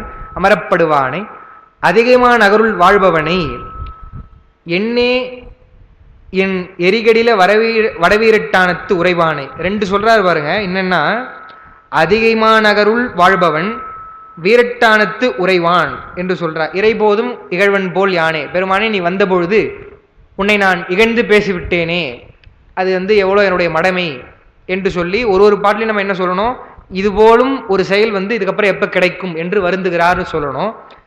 அந்த திருவதிகை என்பது தலம், நம்ம சொல்லியிருக்கிறோம். வீரட்டானம் என்பது கோயில், ஊருடைய பெயர், கோயிலுடைய பெயர். அதை வேறுபடுத்துவதற்காகத்தான் சொல்றார் இந்த பாட்டில். அதிகமான நகருள் வாழ்பவன் சொல்றார், வீரட்டானத்திலே உறைபவன் என்று சொல்கிறார் என்று பார்க்கிறோம். அடுத்து மூன்றாவது பாட்டு. விரும்பினேற்கு எனது உள்ளம் விடகிலா விதியே, விண்ணவர்தம் பெருமானே மன்னவர் நின்று ஏத்தும் கரும்பே என் கட்டி என்று உள்ளத்தால் உள்கி, காதல் சேர் மாதரால் கங்கையால் நங்கை வரும்புணலும் சடைக்கணிந்து வளராத பிறையும் வரியறவும் உடன் துயில வைத்தருளும் எந்தை இரும்புணல் எரிகடில வடவீரட்டானத்து உறைவானை இறைபோதும் இகழ்வன் போல் யானேன்னு சொல்றார். எப்படி பெருமானை அப்பர் சொல்றார் இல்லையா, நீங்க அதை அனுபவித்தால்தான் தெரியும், எப்படி சுவைத்தால்தான் தெரியும்னு சொல்றோமோ அதுபோல, கனியினும் கட்டிப்பட்ட கரும்பினும் பனிமலர் குழல் பாவை நல்லாரினும் தனிமுடி கவித்து ஆளும் அரசினும் இனியன் தன்னடைந்தார்க்கு இடைமருதனே என்று அவர் பாடும் பொழுது, நம்மளந்தான் பாடலாம், அந்த உணர்ச்சி பெற்றவர்கள் பாடும் பொழுதுதான் எவ்வளவு இன்பமா இருக்கிறான் பெருமான் என்று சொல்றார். அதனாலதான் அவர்களுக்கு நீற்றறையும் குளிர்கிறது என்று பார்க்கிறோம். இப்போ நம்ம என்ன பண்றோம், அந்த உரைப்பு நம்ம அப்பர் மாதிரி நீற்றறைகளை கூட்டின்னு போய் போட்டுறோம்னு சொல்லலை. ஒரு சாதாரண ஒரு வெயில், காலை வெயிலா இருந்தா கூட ஒரு தலத்தை சுத்துறோம்னு சொன்னா, ஐயோ வெயிலா இருக்குதே, நம்ம வேணாம் அப்படியே சும்மா தரிசனம் பண்ணிட்டு போயிடலாம் என்று சொல்றோம். அவருடைய நிலையை பார்க்கணும். எனக்கு சரியா நினைவில்லை, புருசியார் சொன்ன ஞாபகம், எந்த இதுன்னு தெரியல. என்ன சொன்னாருன்னா, நம்ம நடராஜனை புருசியார் அங்க போய் ஒரு கோயிலுக்கு போறாங்க. போகும்பொழுது மகா சன்னிதானங்கள்லாம் வந்திருக்கிறாங்களாம் ஒரு அபிஷேகத்துக்கு. எந்த அபிஷேகம்லாம் எனக்கு நினைவில்லை, ரொம்ப நாளைக்கு முன்னாடி கேட்டது. அங்க பக்தர்கள்லாம் என்ன பண்ணாங்க, வெயிலா இருக்கவே அபிஷேகத்தை பார்க்காமல் நிழல்ல போய் ஒதுங்கிட்டாங்க. ஏதோ ஒரு சன்னிதானம், அவர் மட்டும் என்ன பண்றார், அப்படியே நிற்கிறார், வெயிலே நிற்கிறார். அபிஷேகம் முடிகிற வரைக்கும் வெயில்ல நின்றுட்டு அப்புறம் அவர் பேசினாராம். பேசும் பொழுது நாமெல்லாம் இந்த வெயிலுக்காக அஞ்சு என்ன பண்றோம், நிழல்ல போய் நின்றுட்டோம். அப்பர் பெருமான நீற்றறையில போட்டாங்க, அவர் நமச்சிவாயவே எனக்கு துணையாக இருந்ததுன்னு இருந்தாரே என்று சொல்லி அவர் சன்னிதானம் பேசினாரு. நாங்களாம் கூட கொஞ்சம் நிழலுக்கு ஒதுங்கணும், எங்களை கன்னத்திலே 2 அடிச்ச மாதிரி இருந்ததுன்னு சொல்லி புருசியார் பேசினார். அந்த உணர்வு அப்ப அந்த துறவியா இருந்தா மட்டும் போதாது, அந்த உரைப்பு இருந்தாதான் நிற்க முடியும், இல்லைன்னா உடம்பு ஒத்துழைக்காது. மனதைரியன்றதுதான் ரொம்ப முக்கியம் இல்லையா. அது மாதிரி பெருமானை என்ன சொல்றார் இங்க, கரும்பே என் கட்டி என்று, கட்டின்னு கட்டியே அப்படின்னு சொல்லணும். ஏன்னா கரும்பேன்னு சொன்னதுனால கட்டியே என்று உன்னை உள்ளத்தால் உள்கி, அப்படி விரும்புகிறோம் இல்லையா, விரும்பி இருக்கிற பெருமானே, என்ன ஆச்சு என்றால் எனது உள்ளம் விடகிலா விதியே, என்னுடைய வினை காரணமாக. ஏன்னா பிராரத்தம் என்பது உண்டு, எல்லாருக்கும் உண்டுன்னு சொல்றோம் நம்ம சித்தாந்தத்தில். அந்த வினையினுடைய வாசமோ என்னவோ தெரியல, நீ வந்தபொழுது நான் உன்னை உணராம இருந்துட்டேன் என்று சொல்றா. விதி என்பது அந்த இடத்துல வினை, வினையினால தெரியும். ஊழ்வினை, ஊழ் வினை, தெய்வம், பால், இதெல்லாம் வினையை குறிக்கக்கூடிய சொற்கள்னு பார்க்கிறோம். அதனாலதான் இந்த திருக்குறள், நானே முதல்ல அது தப்பா நினைச்சிட்டு, தெய்வம் தெய்வத்தால் ஆகாதெனினும் முயற்சி தன் மெய்வருத்த கூலி தரும்னு சொன்னா, தெய்வத்தால முடியலனா கூட பரவாயில்ல, நீ முயற்சி பண்ணா உனக்கு அதுக்கான பலன் வந்துடும்னு சொல்றான். தெய்வம் என்று சொன்னா வினை அந்த இடத்துல, தெய்வம் கிடையாது. அதனாலதான் பரிமேலழகர் முதல்ல எழுதுகிறார், ஊழ், பால், தெய்வம் இவையெல்லாம் தமிழ்ல வினைக்கு சொல்லக்கூடிய பெயர்கள், வழங்கும் பெயர்கள். அப்ப என்ன சொல்றார் அந்த குறள்ல வள்ளுவர்னா, உங்களுக்கு வினை இல்லைன்னு வச்சுங்க. இப்ப ஏதோ ஒரு தேர்வுன்னு வச்சுங்களேன், தேர்வுல 90க்கு மேல எடுக்கணும்னு வினை இல்லை, அந்த ஊழ்வினை இல்லைனாலும் நீங்க கடுமையா முயற்சி செய்தீர்கள் சொன்னா அதுதான் விதியை மதியால் வெல்லலாம் என்று சொல்லக்கூடிய. அது மாதிரி அவர் சொல்றார், கடவுளே நினைச்சா கூட முடியாது, ஆனா உன்னால முடியும் அப்படின்னு சொல்லி அவர் சொல்லுவாரா? அப்படி சொல்றது கிடையாதுன்னு பார்க்கிறோம். அது மாதிரி சுந்தரர் சொல்றார், என்னுடைய விதியின் காரணமாக உன்னை நான் பெருமானே விட்டுட்டேன் என்று சொல்லி, காதல் சேர் மாதரால் கங்கையால் நங்கை வரும் புனலும் சடைக்கணிந்து, இந்த உமையம்மையும் இருக்கிறா, கங்கையும் இருக்கிறா. கங்கை சடையில இருக்கிறான்னு சொல்லிட்டு அடுத்து வேற என்ன உன்னுடைய சடையில வைத்திருக்கேன், வளராத பிறை. வளராத பிறைன்னு சொன்னா எப்பவுமே வளராத பிறைன்னு எடுத்துக்கூடாது, இளம்பிறையாக இருக்குது. இளம்பிறையை பெருமான் சூடினான்னு பார்க்கிறோம். அதுக்கப்புறம் அதுக்கு வளர்ச்சி தானே தவிர அந்த கலை அழிந்துடல என்று சொல்றோம். அதனால வளராத பிறைனா வளரவே வளராத பிறைன்னு எடுத்துக்கூடாது. வளராத பிறையும் வரி அறவும், வரிகளை உடைய அந்த நாகமும் உடன் துயில வைத்தருளும் எந்தை. உடன் துயிலேன்னு சொன்னா அவற்றுக்குள்ள அந்த வேறுபாடு இல்லாமல், அச்சம் இல்லாமல் பெருமான் வைத்திருக்கிறா. உடன் துயில வைத்தருளும் எந்தைன்னு சொன்னா எனக்கு தந்தை, எனக்கு தந்தையாக இருக்கக்கூடிய அந்த பெருமான் வந்ததை நான் விட்டுட்டேனே. இரும்புணல் எரிகடியில வடவீரட்டானத்து உறைவானை, புனல் எரிகின்ற அந்த திருவீரட்டானத்து பெருமானை நாம் வந்தபொழுது விட்டுட்டமே, இறைபோதும் இகழ்வன் போல் யானே என்று சொல்லி அவர் சொல்றார் என்று பார்க்கிறோம். ஐயா செஞ்சிருவோமா? இது நேரம் சொல்லலாமா? இப்படி சொல்லாங்க. அடுத்த பாட்டுல கேக்குதா? நாற்றானத்து ஒருவனை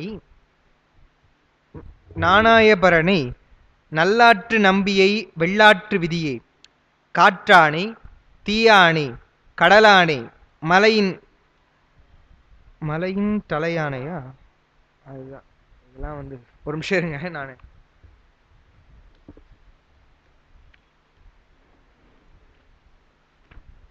32. இந்த தமிழ்ல என்ன பிரச்சனைன்னு சொன்னா, ஒன்று பிரித்து எழுதணும், இல்லை பிரிக்காமல் எழுதணும். சில சொற்களை பிரிச்சுட்டு சில இதெல்லாம் இது பண்ணால் இதெல்லாம் சிக்கல் வரும். ஒரே நிமிஷம்.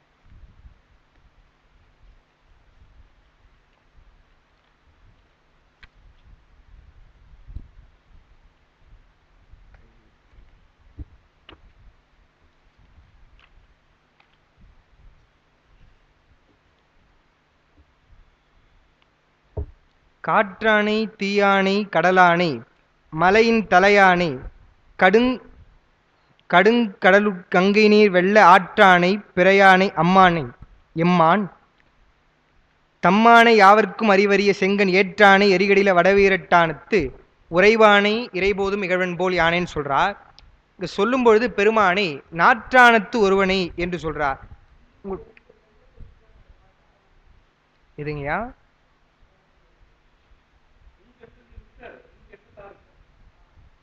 ஆமா 86 போயிட்டு. அந்த நாற்றானம் என்பது 4ஆம் ஸ்தானம்னு சொல்றாங்க. சித்தாந்தத்துல துரிய நிலைன்னு சொல்லுவாங்க. சாக்கரம், சொப்பனம், சுழுத்தி, துரியம், துரியாதீதம் சொல்றோம் இல்லையா, அதுல இறைவன் துரியமூர்த்தியாக இருக்கிறான். அவருடைய விளக்கங்கள்லாம் ஐயா சொல்லியிருக்கிறாங்க. அப்படி துரியமூர்த்தியாக இருப்பதைத்தான் அவன் 4ஆம் ஸ்தலத்திலே இருக்கிறான் என்று சொல்றாங்க. அந்த 4ஆம் தானம் என்பதுதான் நாற்றானம் என்று வருது. அப்படி இருக்கக்கூடிய பெருமானை, நாற்றானத்து ஒருவனை, ஒருவன் என்று சொன்னால் அவன் ஒப்பற்றவன். நாணாயபரணை, நாணாயபரணை என்றால் என்னுள் உயிருக்கு உயிராக கலந்திருக்கக்கூடிய பெருமானை, நாணாயபரணை. நல்லாற்று நம்பியை, நல்லாற்றில் இருக்கக்கூடிய பெருமானை. வெள்ளாற்று விதியை, வெள்ளாற்று விதி என்றால் விதினா இந்த இடத்துல அறவடிவாக நீதி வடிவாக இருக்கக்கூடியவன். ஏன்னா வினையை பெருமான் நீதியாக தான் கொடுக்குறான், ஏதோ இஷ்டத்துக்கு கொடுத்துடல. அவரவர்கள் செய்யக்கூடிய அந்த முறை என்று வைத்து வகுத்து தான் பெருமான் கொடுக்குறான்னு பார்க்கிறோம். வெள்ளாறு என்பது வைப்பு ஸ்தலம். அந்த வைப்பு தலத்தில் எழுந்தல் இருக்கக்கூடிய பெருமான் பரணை. வெள்ளாற்று விதியை, காற்றானை, தீயானை, கடலானை, மலையின் தலையானை என்று சொல்லி எல்லாம் பெருமான் எல்லாமாக இருக்கிறான். அப்படி இருக்கக்கூடிய அந்த பெருமானை கங்கை நீர் வெள்ள ஆற்றாக வரும்பொழுதும் சடையில அடக்கி வைத்த பெருமான் அவன் பிறையானை, பிறை சூடிய பெருமானாகவும் இருக்கிறான். அவன் எப்படி இருக்கிறான்? அம்மானை, எனக்கு தாய் போலவும் இருந்து இருக்கக்கூடிய எம்மான். தம்மானை யாவர்க்கும் அறிவறிய, எல்லாருக்கும் பெருமான் அறிவறியவனாக இருக்கிறான் என்று சொல்லி செங்கன் ஏற்றானை எரிகடில வடவீரட்டானத்து, செம்மையான கண்களை உடைய ஏற்றினை உடைய பெருமானை இறைபோதும், அந்த இறைபோது என்பது அந்த கொஞ்ச நேரம், அந்த ஒரு நொடிப்பொழுது நான் பெருமானே இகழ்வன் போல் யானே, நான் அப்படி இகழ்ந்துட்டேனே என்று சொல்லி, என்ன இகழ்ந்தார்னா உன்னுடைய மூப்பு காரணமாக இப்படி செய்துட்டியே அப்படின்னு சொன்னதுக்கு அப்புறமும் அவர் கேட்கிறார் இல்லையா, ஏன்பா இப்படி பண்ணிட்ட என்று, அதான் உன்னை இகழ்ந்தது என்று சொல்லி சொல்றார். 5வது பாட்டு பாருங்க. சேந்தர் தாய் மலைமங்கை திருநிறமும் பரிவும் உடையானை அதிகமான நகருள் வாழ்பவனை, கூந்தல் தாழ் புனல் மங்கை குயிலென்ன மொழியால் சடையிடையிற் கயலினங்கள் குதிகொள்ள குலாவி வாய்ந்த நீர் வர உந்தி மராமரங்கள் வணக்கி மறிகடலை இடங்கொள்வான் மலை ஆரம் வாரி ஏந்து நீர் எரிகடில வடவீரட்டானத்து உறைவானை இறைபோதும் இகழ்வன் போல் யானே. 5வது பாட்டில் சொல்லும் பொழுது ஒரு பெருமானுடைய சோமஸ்கந்த மூர்த்தத்தை சொல்றார். நம்ம ஊருக்கே உரிய சிறப்பு. என்ன சொல்லுவாங்க, பெருமான் மட்டும் ஏகம்ப பெருமானுடைய இது மட்டும் இல்லை, அந்த ஊரினுடைய அமைப்பே அப்படி இருக்குதுன்னு சொல்லுவாங்க. ஏகம்ப பெருமான், காமாட்சி, இடையிலே குமரகோட்டம் என்று சொல்லி சோமாஸ்கந்த மூர்த்தமாக இருக்கிறது. அதனாலதான் ஊரே இது புண்ணிய ஸ்தலம் சொல்லுவாங்க. இந்த சேந்தர்னா முருகப்பெருமான், சேந்தர் அவருக்கு தாயாக இருக்கவள் உமையம்மை, மலைமங்கைன்னு சொல்றார். அவருடைய திருநிறமும் பரிவும் உடையானே என்று சொன்னால் சோமாஸ்கந்த மூர்த்தமாக நீ இருக்கிற. இது நாயன்மார்கள்ல சிறு தொண்டருக்கு பெருமான் சோமாஸ்கந்த மூர்த்தத்திலே முருகப்பெருமானோடு காட்சியளித்தான் என்று சொல்லுவாங்க. அந்த நம்ம குறிப்பிட கொடுத்துருக்கோம். அப்படி இருக்கக்கூடிய அந்த பெருமான் என்ன பண்றாரா, அதிகைமா நகருள் வாழ்பவன், அந்த பெருமான் அதிகையிலே வாழ்கிறார்னு சொல்லி கூந்தல் தாழ் புனல் மங்கை குயிலென்ன மொழியால்னு வருது. தாழ் கூந்தல் குயிலென்ன மொழியால் புனல் மங்கைன்னு நம்ம எடுத்துக்கணும். கங்கைக்கு சொல்றார். ஏன்னா கங்கை பெண்ணாக இருந்துதான் ஆறா வராங்க, உருமாறி வராங்க. அப்ப அவங்களுடைய தாழ்ந்த கூந்தல் உடையவர்களாகவும் குயில் போன்ற மொழி உடையவர்களாகவும் கங்கையை இந்த மாதிரி வர்ணிச்சு அதிகம் சொன்னது கிடையாது. ஆனா இதுல சொல்றார். அப்படி இருக்கக்கூடிய மங்கை சடையிடையில் கறந்துட்டான் பெருமான். அடுத்து வரக்கூடியது கயலினங்கள் குதிகொள்ள என்று சொன்னால் இதெல்லாம் கெடிலத்துக்கு சொல்லணும். பெருமானுடைய தலையில கயலினங்கள்லாம் குதிகொள்ளுதுன்னா சொல்லக்கூடாது. கெடிலத்துல என்ன பண்ணுதுன்னா, கயலினங்கள் குதிகொள்ள குலாவி வாய்ந்த நீர் வர உந்தி மராமரங்கள், மராமரத்தெல்லாம் அடித்துட்டு உடைஞ்ச மராமரமா வணக்கி இருக்கக்கூடியதெல்லாம் மறிகடலை, கடல்ல போய் இடங்கொள்வதற்காக போது. அப்படி போகும்பொழுது மலையாரம் வாரி, மலை இருக்கக்கூடிய பொருட்கள் எல்லாம் வாரி ஏந்து நீர், அதையெல்லாம் ஏந்தி கொண்டு எரிகின்ற நீராக வரக்கூடிய வட வீரட்டானத்து உறைவானை இறைபோதும் இகழ்வன் போல் யானே என்று சொல்லி சொல்றார். கைமாவின் கைமான மணிநீல கண்டத்தியம் பெருமான் என்று அந்த பாட்டுல வல் ஏன கொம்பணிந்த மாதவனை சொல்றார். பெருமான் தவக்கோலமுடையவன், அதான் சொன்னோம். அவன் விகிருதனாக இருப்பதால் முதல்ல உமையம்மையோடு இருந்தான்னு பார்த்தோம். ஒரு பாகமாக தலையில கங்கை வைத்திருக்கிறார். ஏனத்தினுடைய அந்த பன்றியினுடைய பற்களை எல்லாம் வைத்துக்கொண்டு அவன் தவக்கோலமாகவும் திடீர்னு தவக்கோலத்தில் இருக்கிறான்னு பார்க்கிறார். மேகம் போன்ற பெருமையுடைய அந்த கண்டத்தை உடையவன் பெருமான், நீலகண்டத்தை உடையவன். அதனுடைய அந்த பெருங்கருணையை குறிக்கும். அவங்களுக்கு அமுத கொடுத்துட்டு இவர் விஷத்தை சாப்பிட்றாரு சொன்னா அது எவ்வளவு பெரிய விஷயம் என்றுதான் நம்ம சங்க இலக்கியத்திலே வரும், திருக்குறளே வரும். பெயக்கண்டு நஞ்சுண்டு அமைவர் நயத்தக்க நாகரிகம் வேண்டும் அவர் என்று சொல். அந்த பெருமான் என்ன பண்றார், வானோர் தம்மானை தலைமகனை, வானோர்களுக்கு தலைவனாக இருக்கிறார், எல்லாருக்கும் தலைவனாகவும் இருக்கிறார். அதான் சொல்றார் வானோர் தம்மான். அப்புறம் தலைமகன் தனியா என்ன சொல்றாருன்னா எல்லோருக்கும் தலைவனாக இருக்கிறான். தன்மதியும் பாம்பும் தடுமாறும் சடையானை. இங்க என்ன சொல்றாரு பாருங்க, அந்த சந்திரனும் பாம்பும் தடுமாறும்னு சொன்னா அஞ்சுகின்றன்னு சொல்றார். முதல்ல அவை அஞ்சாமல் பகை தீர்த்து வைத்தான்னு சொல்றார்.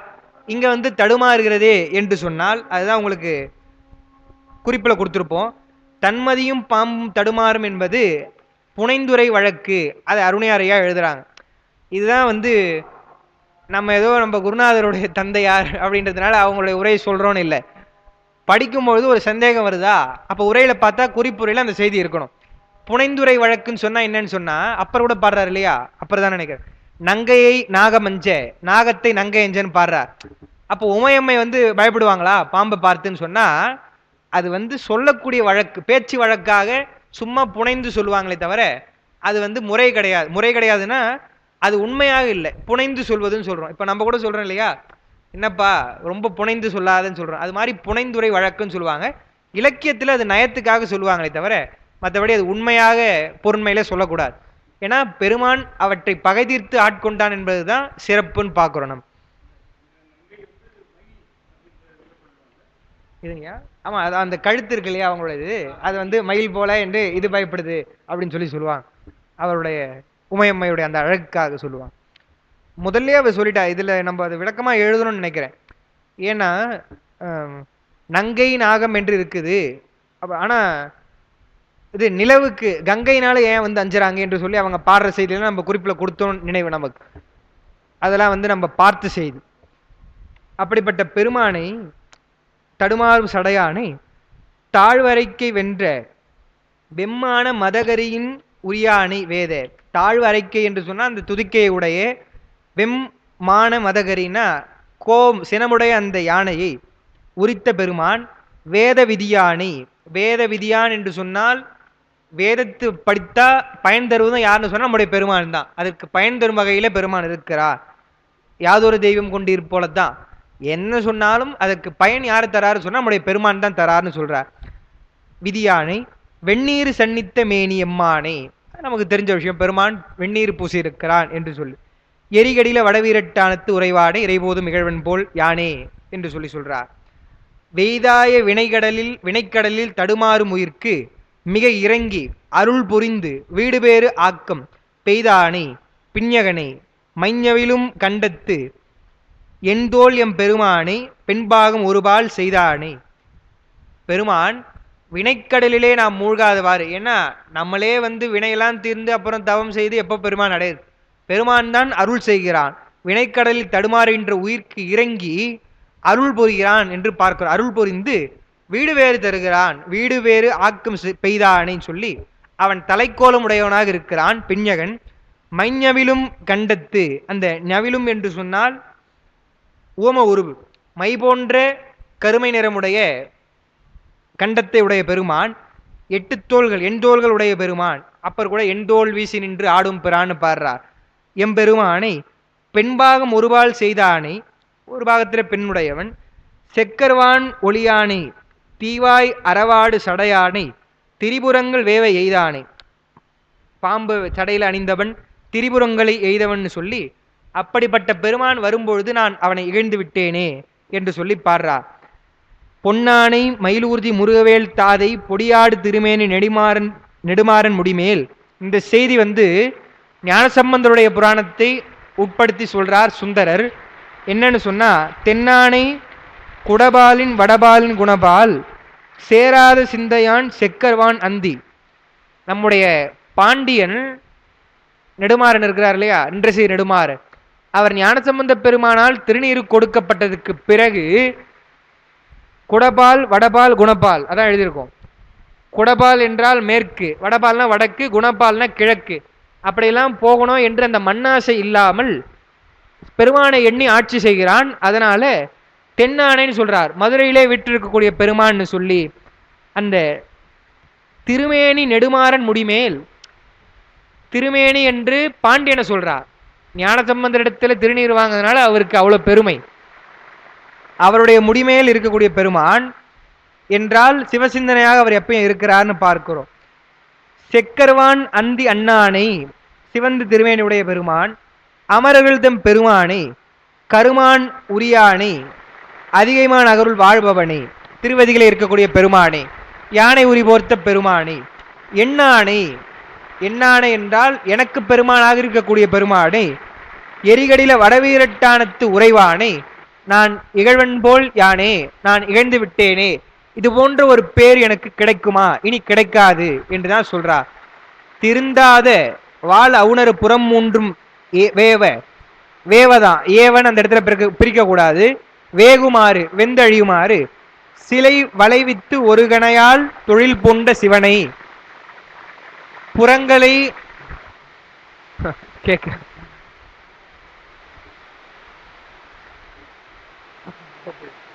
கேட்கலன்றாங்க.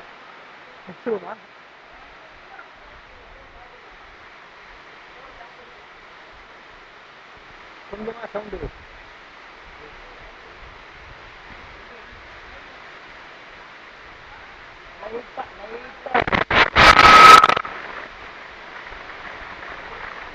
ஆமா ஆமா. திருச்சிற்றம்பலம் கேக்குதா?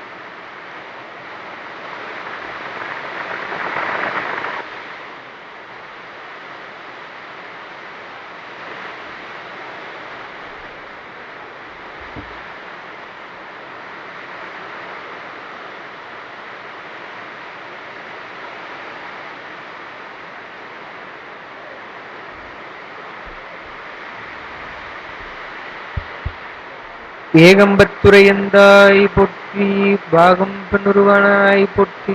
கேட்காது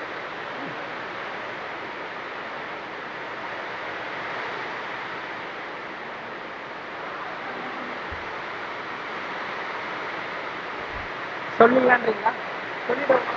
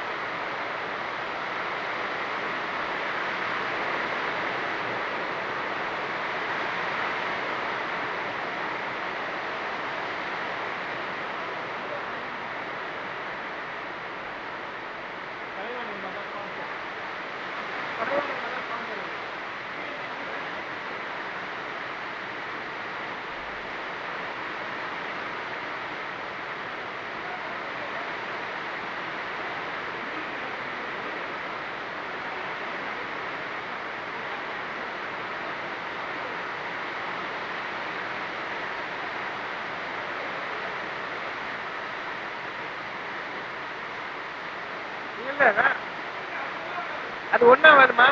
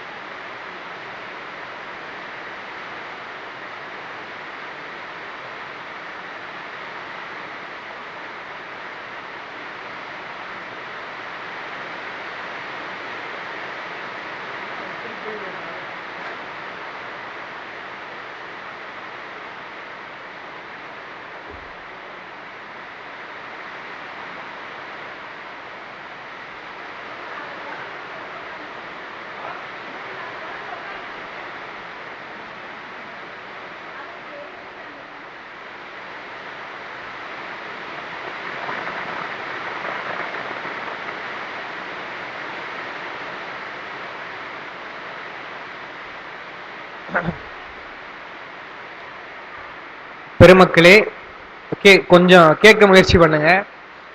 அதாவது சென்னையில தான் இந்த திருவாசக மாநாடு, திருமந்திர மாநாடு நடந்தா மழையில வந்தாலும் அவங்க மாத்த மாட்டாங்க. அவரு ஒருங்கிணைப்பாளர்கள், அவர் அரங்கராமலிங்கம் ஐயா அவங்களாம் இருந்தாங்க. அவர் என்ன பண்ணுவாரு, இப்ப நாங்களாம் பேசுறோம் அப்படின்னா செய்தி அமைச்சிருவார். என்னன்னா ஒன்னும் பெருசா அனுப்ப மாட்டார். அடாது மழை பெய்தாலும் நிகழ்ச்சி விடாது தொடரும் அப்படின்னு சொல்லி போடுறோம். அந்த மாதிரி அடைமழையிலும் நாம கேட்கலாம். 2 பாட்டு தான்.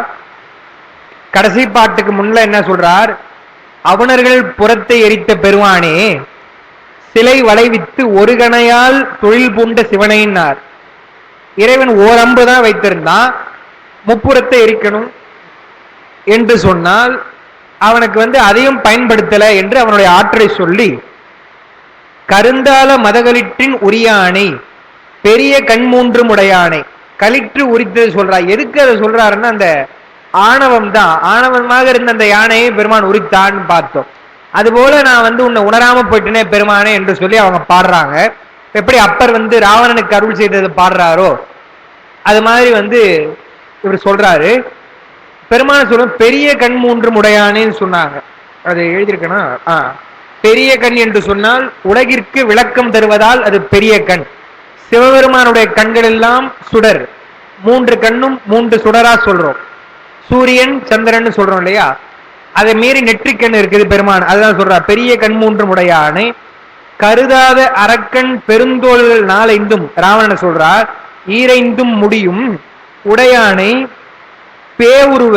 இது பேயுருவம் அல்ல. பேவுருவம் என்று சொன்னால் அச்சத்தை தரக்கூடிய வடிவம். உருவம் 3 முறை. அந்த உங்களுக்கு எப்படி இருக்குன்னு தெரியல, உங்களுக்கு கொடுத்ததுல 9வது பாட்டுல பேயுருவ கிடையாது, பேவுருவ. பேவுருவதான். பேவுருவ உருவம்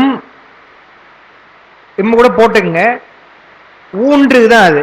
பேவுருவ 3 இருக்கு. ஊன்று மலைமேல் உரை இருந்தானே. அந்த முரண் இருக்கு இல்லையா, அதை எப்படி மாத்தணும்? மலைமேல் உரை இருந்தானே. மலை மேல இருந்து பெருமான் ராவணனை அடக்கிறார். அப்படி இருந்த பெருமானை எரிகடியில வரவேற்றுத்தான்த்து உறைவான் இருக்கிற பெருமான் அவன் என்ன பண்ற, நானு இறைபோதும் இகழ்வன். அந்த ஒரு கணத்திலே கூட நான் உன்னை நினைக்காமல் இகழ்ந்து விட்டேனே, நீதான்னு தெரியலே பெருமானேன்னு சொல்றார். நிறைவான பாடல். என்பினையே கலனாக அணிந்தானே எங்கள் எரிதேறும் பெருமானை. எலும்பையே கலனாக வைத்திருக்கக்கூடிய பெருமான் அவனை என்ன பண்றோம், இசைஞானி சிறுவனாகிய இசைஞானியுடைய மகனாக இருக்கக்கூடிய வன்பனைய வளர் பொழில், வன்மையான பணநேரங்கள் எல்லாம் நிறைந்த வளமான பொழிலான திருநாவலூர்ல இருக்கக்கூடிய வன்தொண்டனாகிய நான் ஆரூரன் மதியாது சொன்ன, நான் உன்னை உணராம மதியாவது பேசிவிட்டேன் பெருமானே. ஆனா நீ என்ன பண்ற, மதியாது சொன்ன அன்பனை. அன்பனைன்றார், நான் உன்னை மதியாம தான் இருந்தேன், ஆனா நீ அதை ஏத்துக்கின பெருமானே. அன்பனை, நீ அன்பனாக இருக்கிறாய். யாவர்க்கும் அறிவறிய அத்தர் பெருமானை அதிகமா நகருள் வாழ்பவனை. என் பொன்னை, எனக்கு பொன் போல இருக்கக்கூடிய பெருமான், எனக்கு சொத்தே நீதான்பா என்று சொல்றோம் இல்லையா, அது போல என் பொன்னை எரிகடியில வரவீரட்டானத்து உறைவானை இறைபோதும் இகழ்வன் போல் யானை என்று பதிகப்பயன் மொத்தம் ஒரு குறிப்பா நம்ம இந்த 10வது பாட்டு குறிப்பிட கொடுத்திருப்போம். என்னன்னு சொன்னா அது அந்த குறிப்பு, தாம் மதியாது சொன்னவற்றிற்கு இறைவன் வெகுளாது உவந்தான் என்பதனை கூறினார். எப்பயுமே அதுதான் ஆசிரியர்களோட சொல்லுவாங்க, மாணவர்கள் அறியாம இருக்கிறாங்கன்னு சொன்னா கோபித்துக் கொள்ளக்கூடாது அவர்கள் மேல, மறுபடியும் அவங்களுக்கு சொல்லிக் கொடுக்கணும் என்று ஆசிரியர்கள் சொல்லுவாங்க. அது போல அவர் சொன்னார்னா இவர் அதுக்கு கோச்சிக்காம பெருமான் அன்பாக உவந்தான் அது சொல்லி, இதனால் இது பதிகப்பலனாக அருணையார் எழுதுற குறிப்பு என்னன்னா, திருப்பதிகத்தை பாடுவாரையும் அப்பெருமான் உவந்து அருள் செய்வான் என்று அருணையார் ஆயிற்று. எப்படி பெருமான் என்னை ஏற்றுக்கொண்டானோ அதுபோல இந்த பதிகத்தை படிப்பீர்கள் என்று சொன்னால், ஏதோ நாம பெருமானை அறியாது எவ்வளோ நம்ம செய்யறோம், அவரு தான் ஒரு முறை தான் அவருக்கு அந்த மாதிரி பண்ணார். இப்ப பெருமானை அறியாமல் மறந்து எவ்வளவு செயல் செய்தாலும் பெருமான் அதையெல்லாம் பொறுத்து நமக்கும் அருள் புரிவான் என்றுதான் இதுல பாடினார் என்று சொல்லி இந்த திருவதிக விரட்டான திருப்பதிகத்திலே குறிப்பிடுகிறார் என்று சொல்லி அதோடு நம்ம நிறைவு செய்வோம். இதுங்கயா இல்ல இதுக்கு அடுத்து திருத்தொண்ட தொகை இல்ல. ஆமா இருக்கு பின்னாடிதான் இருக்கு. அது அந்த ஒரு இது இருக்கு, ப்ராஜெக்ட் மதுரைன்னு அவங்க போட்ட அந்த பிடிஎஃப், அது பன்முறையில் இருக்கக்கூடியது. அதனால வந்து அந்த முன்ன பின்ன வந்துடுச்சு. அது எதில் பார்த்தாலும் 3 பக்கம் வர மாதிரி தான் இருந்தது. சரி எடுத்துருவோம் அப்படின்னு சொல்லி அது இது கூட கொடுக்கலாம். அது பெரிய உரையோடு இருக்கிறதுனா பக்கம் அதிகம் வரும். இன்னொன்று எல்லாத்தையும் நம்ம விளக்க வேண்டியது கிடையாது. ரொம்ப அதிகமான பக்கம் வரும். இன்னொன்று இதோடைய மூலம் வந்து கிடையாது. தர்மயாதனத்திலே மூலம் போட்டதுல சில பிழைகள்லாம் வந்திருக்கு. இவங்களோட இதில் சில இதெல்லாம் கரெக்டாக எழுதுறாங்க. பாடபேதங்கள்லாம் வந்து ஐயா குறிப்பிடுறாங்க. நம்ம பார்ப்போம். இதுலேயே இந்த மாதிரி சொன்னால் ஏதோ 1-2 திருத்திக்க வேண்டியது தான். நம்ம மாணவர்கள்லாம் இப்போ தானே நாங்கள் பேசிகிட்டு இருந்தோம். ஆக்டிவாக இருக்கிறாங்களா பார்க்கணும்னு சொன்னால் யார் யாரெல்லாம் குறிப்பில் திருத்தி இருக்கிறாங்களோ அவர்களுக்கெல்லாம் நாங்கள் இன்டர்னல் மார்க் அதிகமாக போடுவோம். ஒருவேளை தேர்வு வைச்சோம் அப்படின்னு சொன்னால் வருங்காலத்தில் என்று சொல்லி இப்படி ஒரு அரிய வாய்ப்பாக தொடர்ந்து சுந்தரருடைய தேவாரத்தையும், அதாவது அவருடைய நிலையிலே அவர்கள் எப்படி பாடினார்கள் என்று புராணத்தோடு பதிகத்தை பார்ப்பதற்கு வாய்ப்பளித்த நம்முடைய அறக்கட்டளை நிறுவனர் ஐயா அவர்களுக்கும், மழை பெய்யும் என்று தெரியாது, இருந்தாலும் மழையிலும் வந்து அமர்ந்து கேட்கிறீங்க. வந்திருக்கக்கூடிய அடியார்கள் உங்கள் அனைவருக்கும் என்னுடைய நெஞ்சார்ந்த நன்றியை தெரிவித்து நிறைவு செய்கிறேன். நன்றி, வணக்கம். திருச்சி.